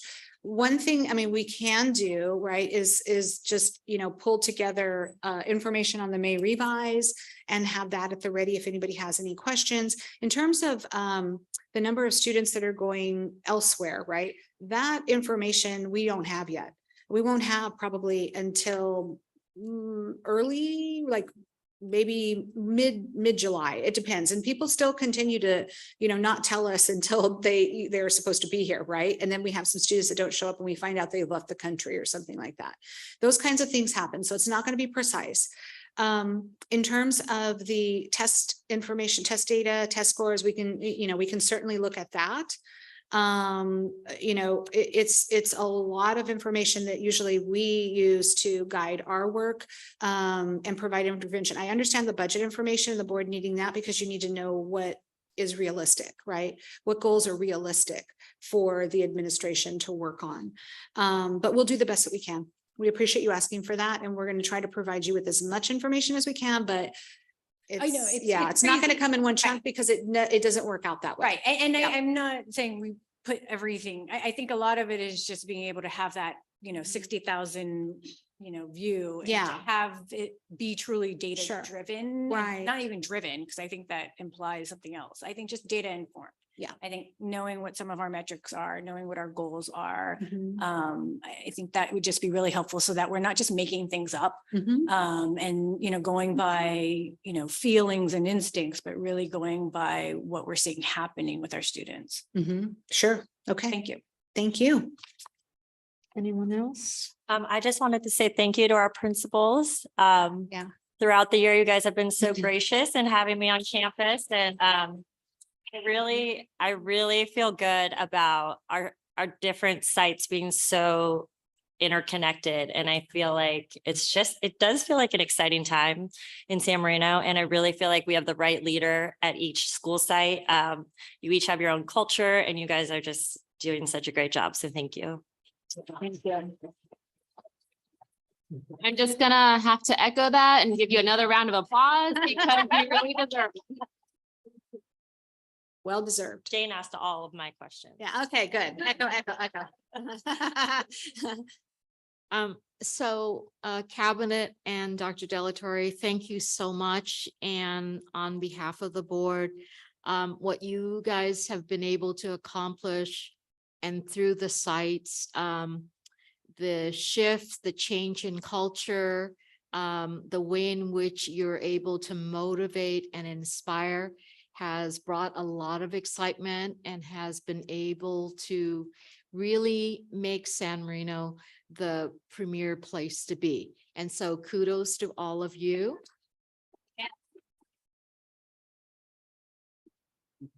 And so with that, I'm going to move the agenda along. I know it's pushing on to 9. May revise. Okay. So at this time, I would like to turn it over to Dr. Lynn for an update on the May revise. And that is 11C. Great. Dr. Michael Lynn. Thank you, Board President Ryan, members of the Board of Education, Superintendent Dr. Delatorre, executive team. And this is an informational item on the governor's May revision. For the budget year 2023-24, the governor's May revision is a revision to his January budget proposal. Details of both can be found on ebudget.ca.gov. The state's budget for the 23-24 fiscal year won't be enacted until sometime this summer. You're going to see the right bottom corner is still, there's no button there because this screenshot was taken today. Once we have the enacted budget, there's going to be an option to download. As of the May revise, total state revenues amount to over $200 billion, and total expenditures are projected to exceed that by over $20 billion, or more than 10% of revenues. The big three sources of revenues come from personal income tax, sales and use tax, and corporation tax. And the top two state expenditures are in K-12 education and the health and human services. And they don't align one-to-one. There are a total of over $300 billion in state funds, with K-12 accounting for about 26% of the pie. The other large portion is health and human services, 36.5%. As a K-12 local educational agency, our budget planning process for the 23-24 school year account for the four main local control funding formula factors. The base grants are provided by four grade spans: K-3, 4 through 6, grades 7 through 8, and then grades 9 through 12. For two of these grade spans, there is additional funding in the amount of an additional 10.4% for K-3 and an additional 2.6% for grades 9 through 12. After accounting for the average daily attendance projections for each of the grade spans in the base grants and grade span adjustments, the May revision applies an 8.22% increase per ADA. And this is the 8.22% is the COLA, cost of living adjustment. It is important to note that the 8.22% does not apply to total funding, which consists of also of non-LCFF revenues, such as local donations, parcel taxes, and the foundation contributions. Finally, supplemental concentration grants are calculated based on the unduplicated pupil percentage of the district's total enrolled students. Unduplicated pupils include English learners, low-income students, and foster youth numbers. And these can only be counted once if a student were to fall within multiple categories. Okay, here's getting into the weeds data a little bit more as to the numbers that we will be using to develop the 23-24 budget, as well as the 23-24 LCAP. Notice that each additional ADA in grades K3 amounts to an additional $1,032 for the 23-24 school year. For TK, there's an add-on of $3,044 per ADA next year. Also, to qualify for the state's concentration grant, the district would need an unduplicated pupil percentage that exceeds 55%. We certainly don't have 55% in unduplicated percentage. The district is projected to have a little over 16% in unduplicated pupil percentage next year. So we do not qualify for any concentration grant. No surprise, because we never qualified for that in the past 10 years. Although we do not qualify for concentration grant, the district expects to qualify for a little over $1 million in restricted supplemental grant funds. Supplemental is the 20% on top of base grant, and it's due to the 16% unduplicated percentage we get. School districts that receive concentration dollars receive an additional 65% of their adjusted base grant on top of the 20% in supplemental. So they're getting 85% on top of base grant, whereas we're only getting $1 million, which is restricted to serve students that are high needs. This table that you see here is basically summarizes how SMUSD is one of the lowest state-funded school districts when compared to high LCFS school districts. And I'm glad that Dr. Tran is still here to talk about the $5 million that you contributed in terms of prevailing wages. But as a physician, you make much more than prevailing wages. So you've donated, and the PTA, PTSAs have donated much, much more than that. So we are indebted to all your contributions. The next slide. And this is the one I kind of circled because we're really getting to the weeds now. And you're going to see the results of these dartboard factors in our June 14th presentation of the budget that we're going to have for next year. So this is the financial projection dartboard from School Services of California. This is the organization that all school districts use. The 8.22% cost of living adjustment is right there, top. Right there, Department of Finance planning COLA, and COLA is not soft drink, it's cost of living adjustment. And we will be using these numbers to develop next year's budget as well as next year's LCAP, which will present to the board on June 15th. Notable is that the again 8.22 in statutory COLA is statutory because it is the law. We cannot change the number. We cannot, have any wiggle room. We have to use that in the budget planning process. Even though, if you look one row down, California Consumer Price Index, CPI, and I see Lawrence here, she's into finance. The CPI is 3.54%, yet the COLA is much higher, was 5% higher, which is very interesting this year. So notable, also notable is the district's contributions to employee pensions. For certificated staff on STIRS, it remains at 19.1%. It has been increasing the last few years. 19.1% is now the plateau for the next foreseeable few years. Our classified staff on PERS, we're looking at it going up next year to 26.68% and continuing to go up until 2026 when it reaches 28.7% of an employee's salary.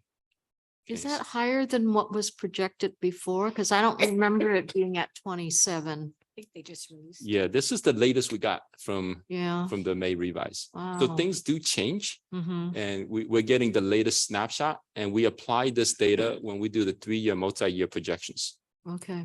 So this will all go in. You're going to see a printout of the SACS report as well. Not a printout. You're going to get a digital version because the SACS report is this thick. Okay. Okay. So lottery accounts for now just a little over 1%. It used to be 2%, but why is lottery shrinking? No, lottery is not shrinking. It's LCFF has increased due to COLA. So the percentage of lottery to LCFF, that ratio is now about 1%. It's interesting because later I'm going to talk about Prop 28, which is 1% of Prop 98, right? And so we're getting a lot of attention on Prop 28, which I'm going to dedicate 2 slides to later. Okay. Even though lottery is a little bit more than Prop 28. We also receive a small aggregate block grant for the implementation of a variety of mandated mandates, such as child abuse reporting, STEL evaluations, school accountability report cards, Williams case implementation, and many, many other mandates. So the government doesn't piecemeal it. They give us a block grant. It's not much though. You see, it's like $34 for the 22-23 school year, $37.81 for the next fiscal year. And they said, okay, you know what? We gave you all these mandates. You implement all of them and you get this amount. If you miss one of them, you don't get anything. And this is according to Government Code 17581.6 for anybody on Zoom wanting to do some research on that.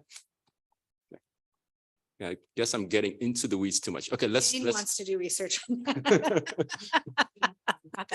Okay, so this is an interesting analysis. So the 4 bar graphs on the left represent the COLA, cost of living adjustment. The 4 bar graphs to the right represent the Prop 98 projections. So you're going to see that the COLA, the January is the blue one and the yellow one is the May revise. These are all from the governor, right? The same governor. So the COLA really has been consistent, right? The government proposed the COLA in May, the COLA was the same. So that's 22, 23. Then 23, 24, pretty much the same. Hasn't really changed too much, right? Now, if you look at LCFF and how the Prop 98 is funding, is the funding factor from the Department of Finance, you see for last year, it dipped because the economy was, kind of shaky. But this year, we're looking at a huge difference. Okay, so this is, let me go to the next slide and see how this would impact our reserve cap. So we have some uncertainties coming up. Oh, did I just click 2 slides over? Okay. I might have missed a whole bunch of slides. Okay, let me see. Linda, did Where you did that delete a come from? slide? Oh, this No. way, yeah. I thought about it, but I didn't do it. I'm gonna go back to that slide.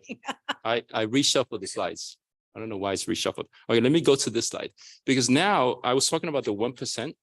Prop 28. Prop 28 is for the arts, right? We recently passed this proposition, and it connects directly to Prop 98 because of the 1% ratio. And the annual amount for Prop 28 arts program equals that 1%. A drop in Prop 98 results in a proportional drop in Prop 28. Okay. So, and here are the requirements. I'm not going to read them. I mean, it's really getting to the weeds if I read them. So staff will implement the requirements. Okay. But interestingly, okay, given that the annual amount for Prop 28 equals that 1% of Prop 98 funding allocated to, according to last year's Prop 98, right? Notice how before there was a graph that, oh yeah, the governor has this amount and then Prop 90 is totally lower. We have to use the lower amount a year later, even though we're planning for a higher amount. Okay, so this is where we got to be super careful in the planning phase. There's still going to be key provisions that have not been ironed out because this is so new. Maybe that's why it's getting so much attention, unlike lottery that has been around for many years. This is new. There's still laws that need to refine the Prop 28 funding formula. Given that Prop 28 is also, given that it's so new, we're anticipating additional guidelines, not just from statutes and laws, but from CDE. CDE is going to give us guidelines, hopefully.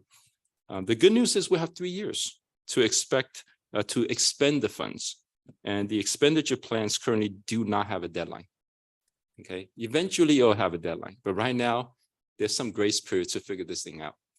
So certainly we're going to approach this very cautiously. We're not going to overspend, and then Prop 98 dips. We've overspent, even though it's based on last year's Prop 98. Mike, I have a question about that. Yep. 28. So does the money have to be used that year, or can they be pooled over cumulative years if it doesn't have to be expended immediately? We're going to seek guidance on Don't that. know yet. Okay. Yeah, so our intention is to spend it in the year that it was apportioned. Okay.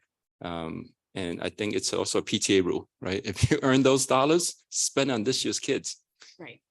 It's not a good practice to do a lot of carryover. I know the rule of thumb is don't carry over more than 15%. Okay. But we also have to be very careful. What if Prop 98 for last year dropped, right? And then what? We're holding on to some, extra expenditures that couldn't be justified by the revenues. Okay, so this one is interesting because it's kind of inverted. One of the biggest challenges to school districts in the state of California is that of declining enrollment. Okay, if you ask any school district in the state of California, this is the biggest threat, the biggest challenge. And this is a 10-year projection, 10-year projection. Now, when we do a 10-year projection, not we, but this is done by the Department of Finance and the California Department of Education. It kind of weeds out the volatilities, right? And so this chart shows a projected statewide decline of 8.27%, with the County of Los Angeles expected to decline another 17.1%. Okay, this is very significant in how we should approach the budgeting process.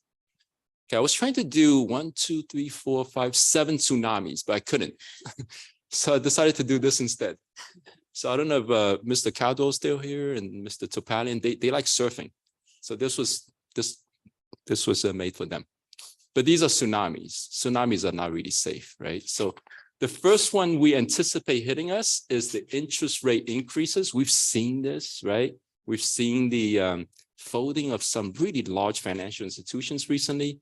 And the board, through your wisdom, was able to, you approved the funding, the creation of Fund 08 recently, that we could now protect some of the ASB funds. But interest rate increases are dampening the economy in many ways. And the whole lending process, the mortgage process, right? So it is putting a damper in economic activities. We have the federal debt ceiling impasse. Whoever's watching this, record it. Maybe by then it's all done by June 1st, hopefully, because this is a significant risk. And we're not unique in this. This is everybody, right? And maybe international too. This is like other countries are, will be affected by this. If we were to check COP when we need to refinance. Our COP is locked in pretty well. Yeah. We have like, I think it's under, it's 5%. Yeah, I don't I think got we it. want Yeah, to refinance it. it's locked in. Yeah. In the consent agenda, there's 142,000, 143,000 we paid. It's a semi-annual debt services. So we're locked in. That schedule is locked in. When is the mature date? I gotta look that up. We owe 6 million? Huh? We owe 6 million? We owe 6 million. Yes, we do have 2.6 million from reimbursement that we could apply to, but that's a topic for another discussion, which, right. And I've been doing research on that too, as to how we can use it in the most flexible manner possible. All right, so the federal debt ceiling, again, if we were to default, United States were to default, that would be catastrophic. So that would be the second wave, right? The next wave, we can foresee is the delayed tax filing deadline of October 15th this year, because of the weather we've been having since December. And for California, October 15th, right now, the state doesn't know how much it's going to get. Yet we have to revise. We have to plan a budget according to this lack of information or lack of data, right? And then we have the expiring attendance relief. Remember last year we did the 3-year averaging. It was like, wow, it brought in more than $1 million. That really helped us really sustain a lot of the programs and the positions that deliver those programs. Nope. For 23-24, there is no 3-year averaging. It's gone. Okay. There's the expiring one-time funds. We had, at one time millions of dollars in terms of COVID relief funds. No more. COVID's over. Right? Not that we want it. Right? So it's done. And we have the governor, because of the economy tanking right now, not doing too well. I shouldn't say tanking, not doing too well because of the interest rates and all the economic factors, supply chain, the war in Ukraine. He basically said, okay, that discretionary arts and music grant, sorry, I promised you the full amount, but I'm going to cut more than half of it. Some districts have spent that money. I don't know how they're going to cough up the difference. Fortunately, we are very conservative. We're like, I don't know how we're going to handle this if something goes south, and it is going south.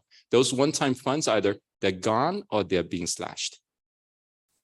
I don't know if you remember last year when I did this presentation, the May revise, I thought it was brilliant that the governor put most of the money in one-time funds, because that kind of creates a cushion in the event, because ongoing funds are sticky, right? Ongoing funds tend to go into positions and salaries, and that becomes very sticky. One-time funds, yeah, that could, used as a buffer. So, but here's the result. One of the impacts that we're going to see is the tsunami expiring one-time funds. Now, pension costs, we talked about the increase in PERS, particularly. STIRS has leveled off, but this is an unfunded mandate that we're going to have to eat. Even though with the 8.22% COLA, who's eating that? We're eating it. The employer is eating it. And then there's this talk of a recession because there's the inverse yield curve. 2-year treasury notes are more attractive than the long-term 10-year treasury notes, which is kind of weird because 10 years tend to produce more interest, right? If you're, committing to a longer purchase of a treasury note, why is 2-year yielding more than the 10-year note. I think Lauren, you know why, right? It's weird. When there's an inverse in that yield curve, almost always with like 90% confidence, it leads to a recession. So that's a major indicator. These economists, they're looking at this. How would this impact us? Okay, so the state budget and reductions in force timeline. 73% of our expenditures are in positions. And this is, we're not saying we're considering cuts at this point, but this is the statutory timeframe that we have to meet and we have to comply with. Number 3 down there is March 15th. Okay, that March 15th notice to certificate and classify staff must be served by March 15th or prior if we needed to do a reduction in force. Okay, that is required. And then there are other things, you know, the May 7th for the administrative law judge, the May revision comes out, and then that's the final layoff notices served prior to May 15th, and then the state enacts its budget. Okay, so kind of it's like the cart in front of the horse when we do these planning. And again, you know, governor's January proposal, late February is when we really, you know, HR gets really busy. In the event that, let's say, we have cuts to Prop 98 that we cannot afford programs.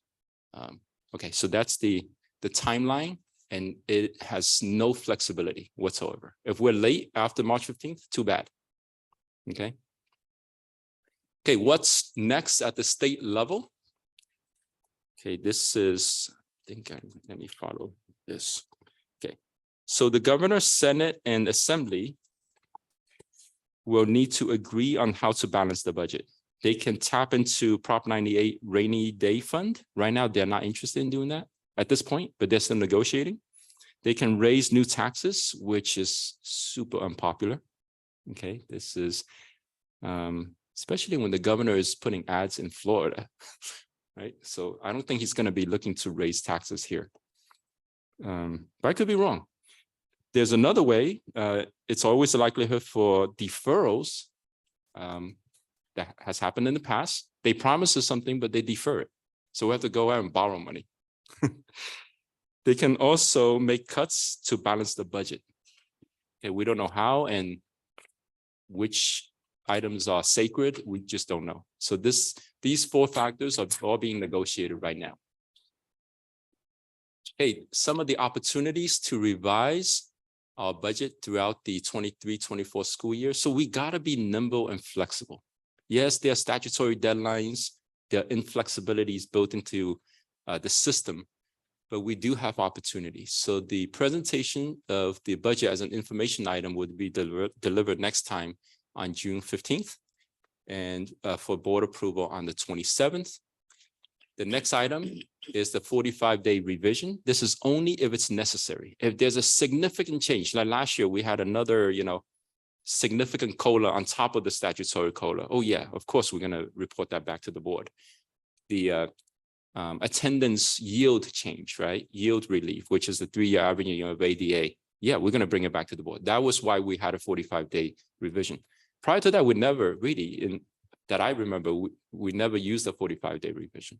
But if we have something drastic, we will bring it back to the board to share out.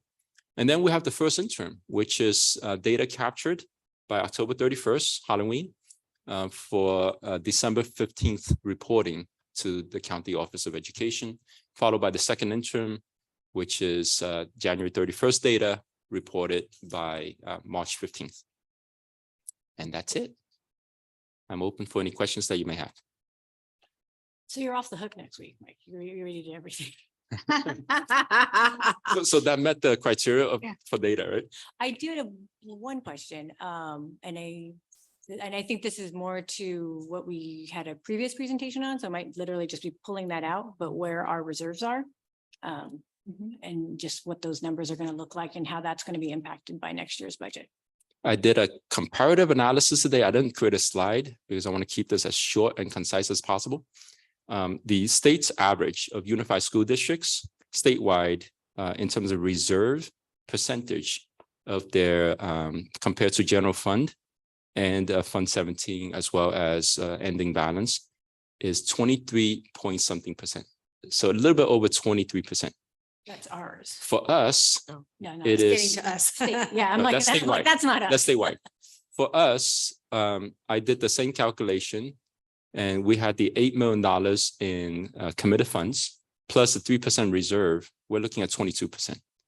So we are like a little bit more than 1% below what the state average is. And we have a very healthy reserve because of, what I was talking about earlier, which is the board intentionally committed monies to be set aside for fiscal stability. When we were unable to pass Measure E on the March ballot, we were hearing, well, why you have to lay off all these people now, and, why don't you have a buffer so that we, can try to get it passed on the June ballot without losing all these staff members who have been noticed are now looking for other jobs because they don't have the sense of security to know that we're going to rescind their notice if we pass it in June. It's not certain we're going to pass it in June. And so there was a lot of turnover that happened because we didn't have a buffer. And so we feel like we're in a much more stable position as a school district financially to be able to mitigate some of those reductions if we do have a recession and we do have budget cuts and things that come our way. That was the slide I was talking about. Yeah. The reserve cap. I think I'm thinking more along the lines of the committed funds. 'Cause I know we had some for the fiscal stabilization and declining enrollment. So I'm just wondering if we're going to start tapping into that in next year's budget. Only if necessary. Okay. And then we just like we passed the board passed a resolution to commit the funds, we're going to need boards a resolution to uncommit those funds. And based on what we know now, we're not planning to make any reductions in force next year. According to the 8.22 COLA, and no cuts and no deferred, So it's all based on current factors, and the whole thing will change, right? But the tsunamis you saw, those are macroeconomic. Those are the ones we can't control that, right? So I think if there's a crystal ball, look at that. Interest rate hit us first, right? Increasing interest rates. Federal debt ceiling, that's scary as heck right now. Delayed tax filings, we know that. That's not a mystery, right? So factoring all this in, tapping into not tapping into, but accounting for the 10%, if we exceed the 10% reserve, committing those funds, keeping those committed is a wise thing to do at this point. Let's move off this slide. It's depressing. Okay. I'm starting to get an ulcer.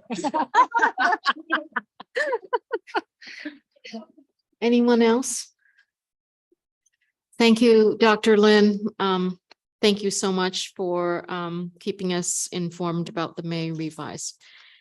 At this time, I would like to turn it over to Dr. Lin and ABM for an HVAC project update, and that's 11D.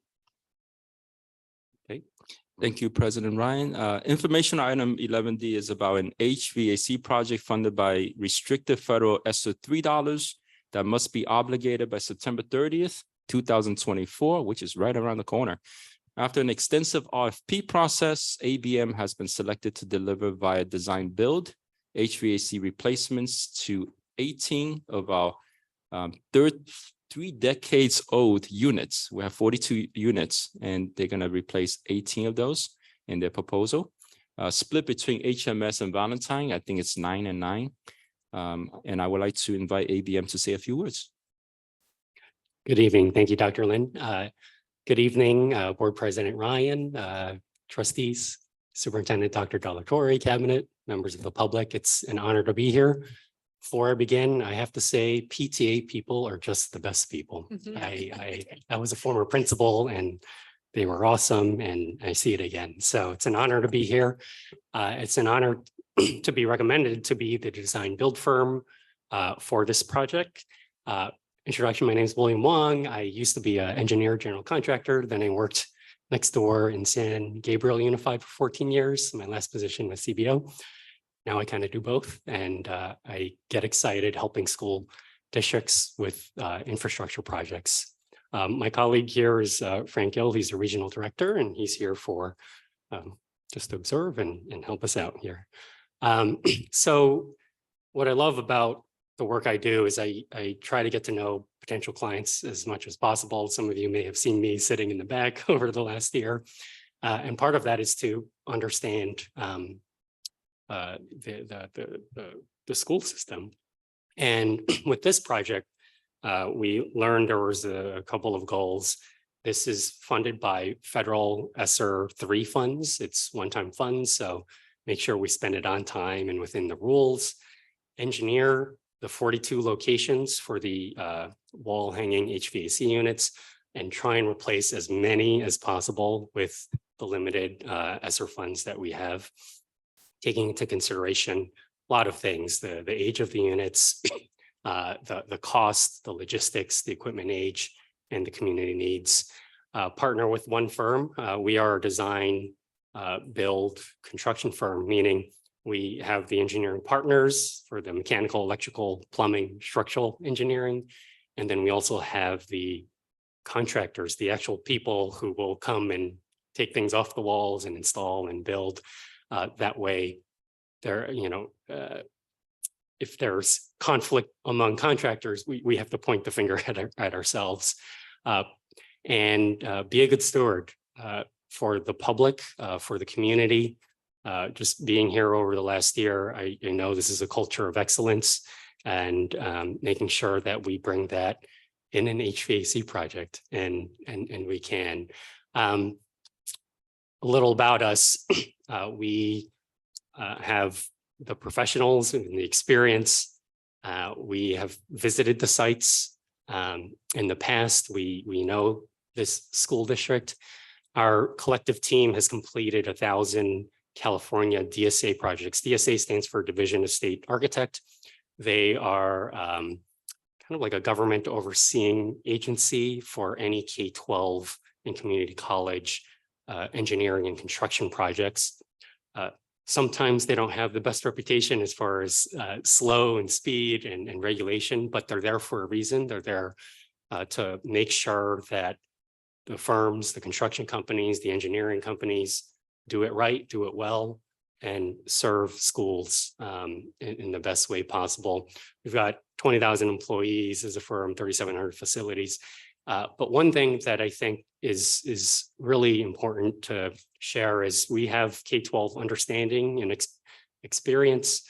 We have retired superintendents, current trustee on staff, former CBO and principals and educators. And we also speak at various conferences with CSBA, CASH, and CASBO. And the reason why I bring that up is it makes a difference, in my humble opinion. I bring the lens to the design and construction team and personnel. Hey, this is not a good time to contact Dr. Lin. He's busy with adopted budget or things like that. And just those little tweaks, and then understanding that construction impacts schools. I was a principal over at Coolidge, and one day there was a crew of construction people who just showed up and they had no clue who they were. It really upset some of the staff, and there was some miscommunication with our central office and with the contractor. And so I bring that lens, like, okay, if we're gonna go construct, 6 weeks from now, they have to know now. The principal needs to know now so that they can let the staff know, the teachers know they have to clear the walls because we're going to demo the wall. So that's some of what we bring. This slide has the overall schedule. Today's an info presentation.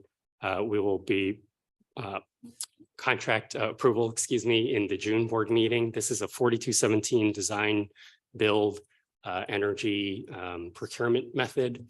And once approved, we're going to start that engineering because that's what has to happen first. We've got a team of engineers who are already aware and on board, and getting those submittals to the DSA. And then once we finalize scope, we're going to procure the equipment. As you see in the news, there are delays out in the world with procurement. It's not as bad as perhaps a year ago, but there are still delays. So we will make sure we have to order that so that it's here on time, so that when we aim to construct next summer, we get it done on time and it's here and we can be efficient and have minimal impact to the site. So we foresee being done next summer, and that'll allow some time for closeout, punch list, patch this paint or this or that, because this needs to be completed per the federal ESSER rules by September 2024. Just some slides, Huntington and Valentine, we toured the sites, we looked, we talked with Director Cardenas and identified, again, considering multiple different factors, which units to replace. So it's 9 at Huntington and 9 at Valentine. And, to us, it's replacing HVAC, but I think it's more than that. It has an impact on students and staff. With COVID and a lot of research, there's more attention being paid to indoor air quality and the impact on student and staff performance. There's a professor out of Harvard who's really pushing this and writing a lot about this. So I applaud San Marino's steps in using the federal one-time ESSER funds for this. And with that said, I'm going to stop and open it up to any questions. And thank you for listening. So the replacement will be also the window or may have like a central air. So I mean, because you have a 1-story, the classroom look like the all equipment is a windows. Yeah. Yeah. So these are, and I think if I understand your question, yeah, it's replacing wall-mounted HVAC units, the scope with wall-mounted HVAC units, but it's also engineering it, getting it up to code, demoing the wall, and then per the structural design, building up the structural framing, and then getting the air conditioning on, and then the walls and the stucco and the paint. The reason I'm asking this because so there's not also install the cooler, right? And then coordinate to each the unit. Oh, a chiller? No, it's not Chiller. centralized. So these are not, so right now, the heating is done by gas. Yeah. And since we're upgrading, we cannot use any fossil fuels. So we have to use electrical. So ABM in their proposal, they're going to upgrade. They're going to engineer not just these 18, but they're going to engineer all 42. So in the future, when we do have more funding, we use the same engineering diagrams paid for by ESSER 3. So which is a very good use of public dollars. The electrical piece will power both the chilling and the heating, but it's not central. Central will involve revamping and then re-engineering, a much larger scope of the project. How about the future maintenance? How often they need to maintain, once a year or? With the newer units, we will be able to purchase parts much easier than right now, because these units right now, they're more than 30 years old. And they're super loud, and getting the parts right now is very difficult. One thing to mention too, the current units, the way they were installed were with some L brackets and framing, and it blocks access to those units, unfortunately. So it made maintenance very difficult. So that we won't have that in the new design. And to that question, the reason we did the RFP as design build is that we're going to look for the maintenance savings over time. And that would justify why we can tap into Government Code 4217. The cost savings in the long run will actually recoup the actual cost. Yeah, that was kind of my question. You're using all $900,000 for 18 units, so it's $50,000 a unit. Yes. That seems like, double market price. Yes, so that is true. We did it. So last year when I first came on And it's board, just like they're not interconnected. It's one unit to classroom. they're not. So initially when I first came on board last year, fresh out of Carver, graduated from Carver, I looked at this, I'm like, wait, we could just go out and buy these units from the market and pop them in. Okay, what do we need? We need architectural design. Okay, let me go out and find an architect. So I got a quote from an architecture firm, $250,000. Okay, 900 minus 250. All right. What about general contracting? 200,000. All right, minus 200,000. What about project management? Holy cow. At this point, I'm like, how many units am I going to get? It makes no economic sense. And we don't have the staff to manage and coordinate, as Will said earlier. ABM or the design build company takes the whole project. Anything fails, they resolve it. We don't have to like, okay, the general contractor messed up. General contractor says, no, the architecture didn't design it correctly. And then there's the reporting to the state piece. Okay, so in the big scheme, it's actually, we get more units for the 900,000. But if we have actually more money than 900,000, we could get, there's this rate of return. We get the price per unit drops. So if we're able to put down $5 million, right? Well, we don't need $5 million, but 900,000, if we have more than double, we could do over 42. So per unit cost decreases when we have more money. No, I mean, I understand that. It just seems. You will be, you're going to learn a lot about how much it costs, construction and maintenance and operations. And if a chiller goes down, it's very, very expensive. It's not like what you would pay at your house or, an apartment building. We have to go through hoops. If we're going to construct something, it has to be DSA approved. And because we're public education, we do have to have the pieces that Dr. Lin was talking about in place in order to, have it to code. Right. So these units are load bearing. They're not, the standard, Costco ACs that we get. that you would. If that's put the in your case, then this wouldn't have taken me a year to figure out. Right.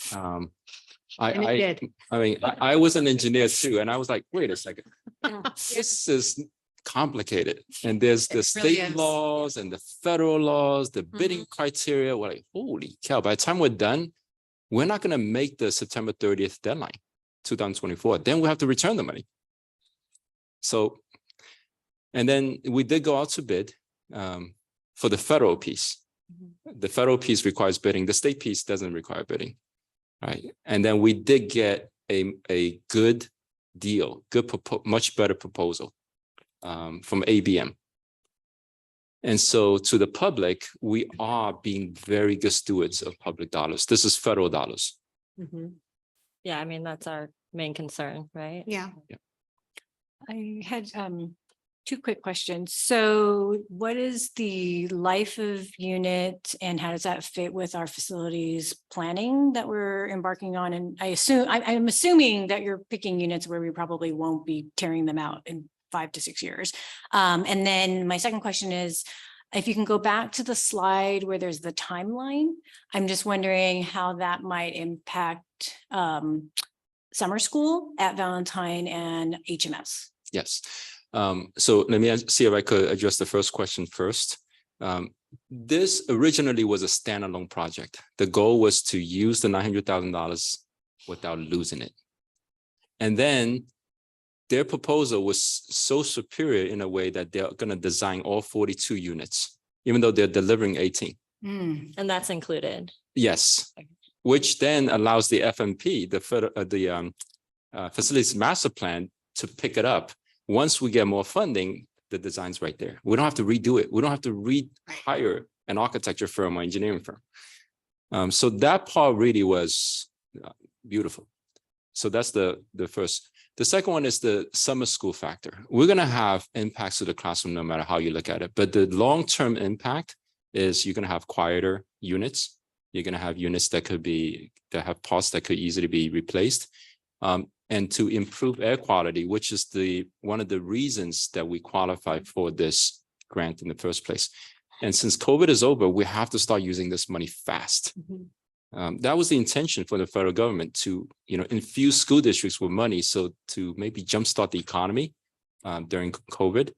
And we've been very cautious to figure this out in a very cautious way. there's so many hidden pieces that, there's the federal piece, state piece, design build, different ways to deliver a project, competitive bidding.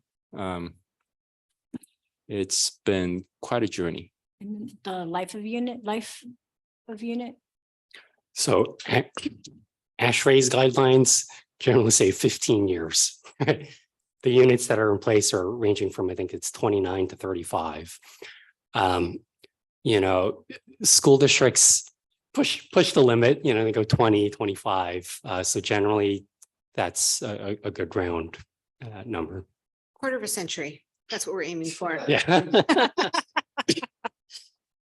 Are you able to calculate once you install the new unit, how much saving from the Edison? The electricity. Yeah, so we have a team of energy engineers who are working on that as we speak. Well, maybe not right now, but during this week, there's some information we have to pull. We got the actual units that are in place. We have their cut sheets, so we know how much energy they're using, and then we're going to do the calculations for the energy savings. And then we're working with district staff on some of the operational savings and other things. Yep. And also this relate to rebate from the Edison or no? Yeah. So for the folks at home, the answer is there are no rebates for these units. Electric bills likely will go up because this is going to be all electric, but it is fossil fuel free, zero fossil fuels. Natural gas will not be used. How do As they make required. electricity though? Huh?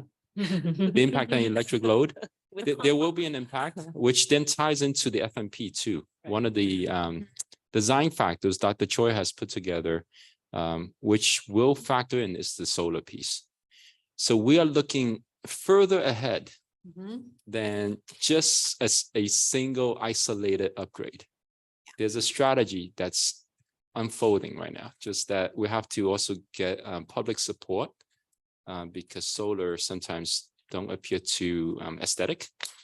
But Dr. Cho was able to put in net metering 2.0, grandfathers us in, put a wedge in that door so that we were locked in.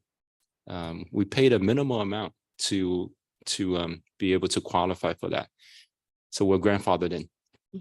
Then we can choose whatever solar company possible later. All right.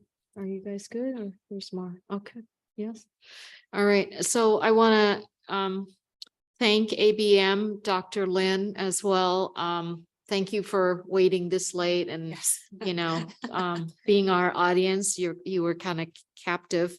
But thank you for your presentation. All right. Lauren is still here. Lauren, we're not getting paid. I'm telling you. We're going to give her the Lauren Shin Award. Yeah. All right. Give you your own chair. Yeah. Login code. All right, action item. At this time, I would like to turn it over to Dr. Michael Lin, who will present the SMUSD Transportation Plan for approval. This is for first look, or this is for This approval? is approval. Yeah, approval. Okay. It's a 2-page plan. So again, thank you, President Ryan. We have one agenda item, which is 12A, is the approval for the SMUSD Transportation Plan.